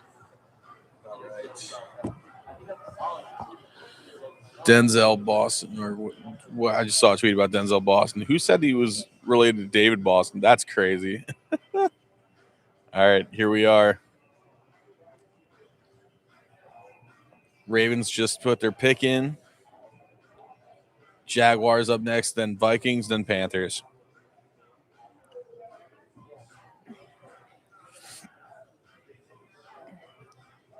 And again, the wide receiver run continues. Jacoby Lane out of USC will be next up here. Over to the Ravens.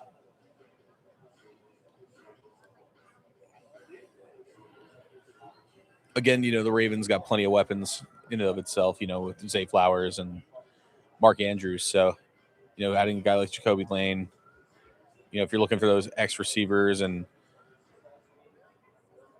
he's not exactly a yards after catch kind of guy, but ultimately this is a pick where the Ravens already have a yak guy in Zay Flowers, so I don't think it's an awful pick. But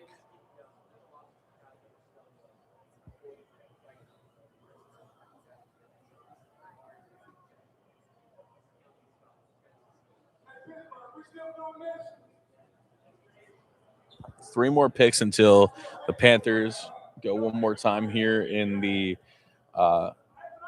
second day of the NFL draft.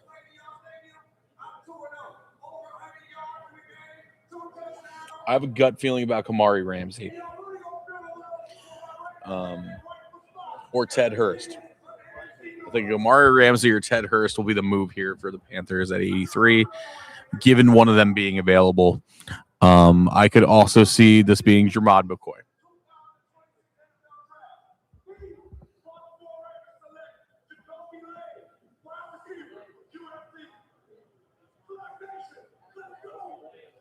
So Jacoby Lane will be a Baltimore Raven. Soon enough, we'll find out who will be going to the Jacksonville Jaguars or the Orlando Jaguars, at least in another year or so.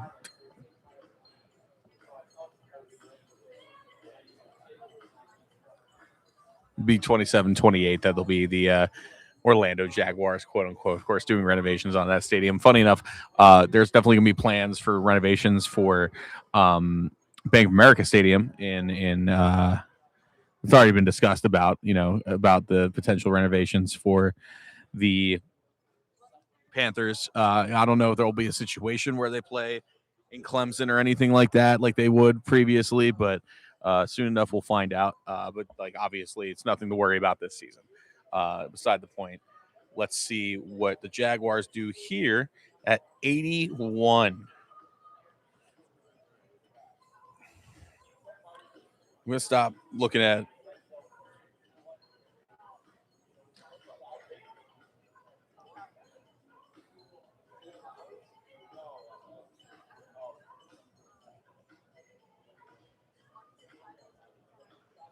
and the pick is in for the Jaguars. The Vikings up next. Where will the Vikings go? Is it going to be a safety? I will laugh if it's not. Again, like I almost feel bad.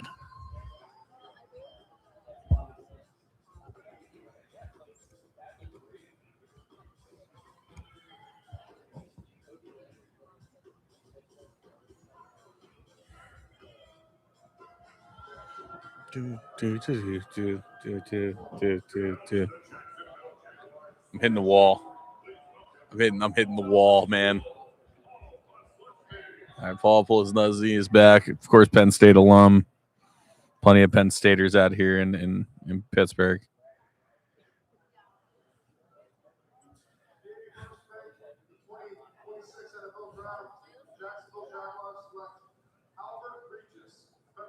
Okay. It's a good pick. He had a pretty good combine.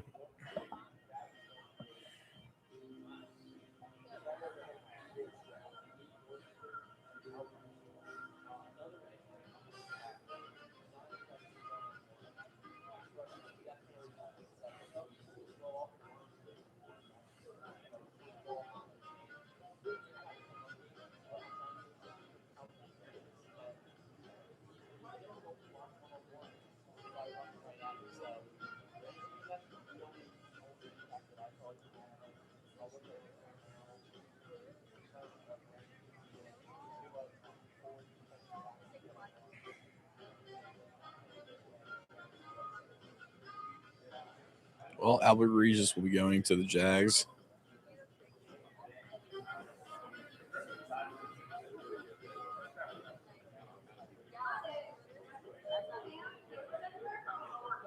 All right, here we are.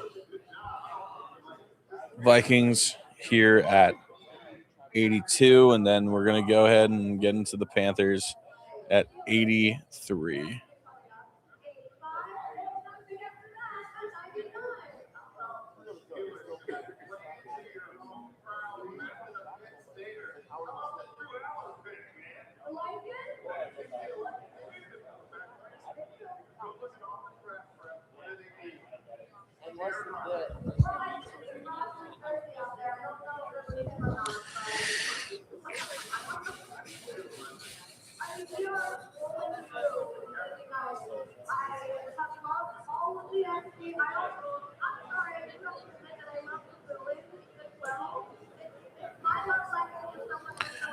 If you want to know a little bit about Reach, is pretty solid in run stopping. That's about it, though. All right, pick taken by the Vikings here. I'm likely going to call it after the Panthers pick here. Do one more reaction, and then we'll keep going and kind of just ride the Harley into the sunset here. Let's see what the Vikings are going to do.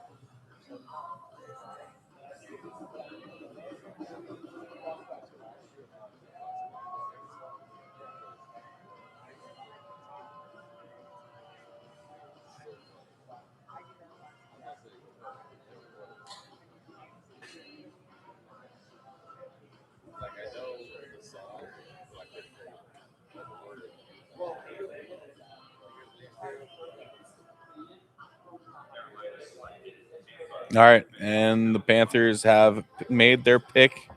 We'll find out who will be the next pick here for the Panthers. At 83, no trades by Dan Morgan this time around.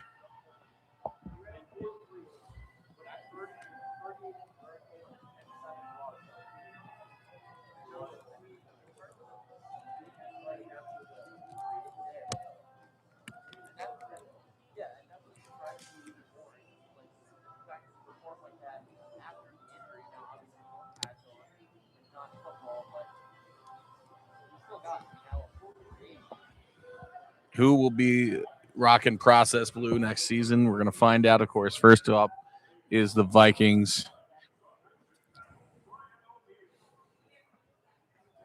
Where will the Vikings go here at number 82?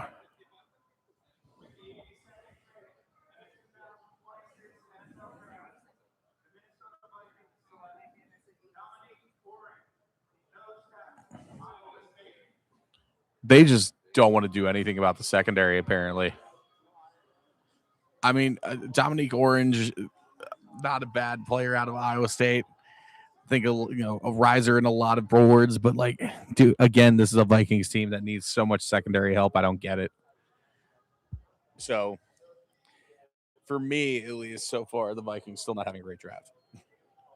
I don't know. I mean, it's not like Jaguars bad, but or some of these other teams, like where it's like you're not doing much. I mean, the Packers haven't done much either. But here we are, number 83. Last minute predictions. What do you think is going to happen if you're a Panthers fan? Let's see what happens here. Dan Morgan not trading the pick here, deciding to pick at 83. Who they want is there. So who will be the newest member of the Carolina Panthers at 83? Hot take, I go Ted Hurst out of Georgia State. I feel good about Ted Hurst. Now, granted, I'm not looking at anything right now. I've decided to just look at what's going on in the stadium. Not going to be really getting anything, but I think they're going to go receiver, and I have a feeling it might be Ted Hurst.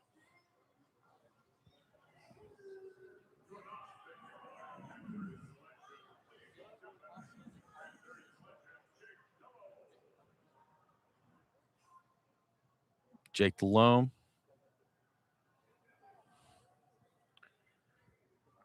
Let's see where they go.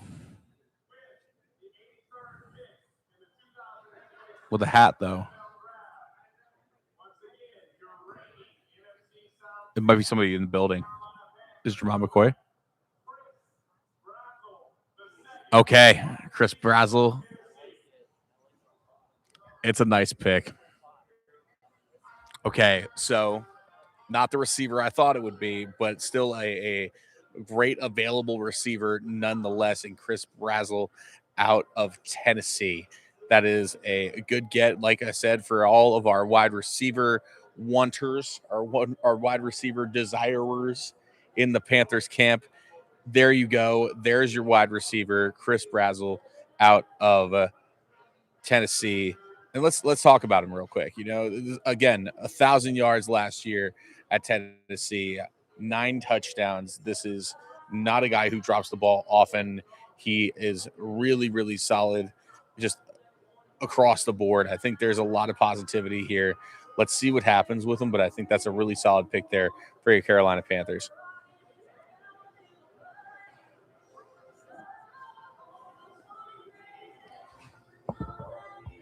So all that said, we now have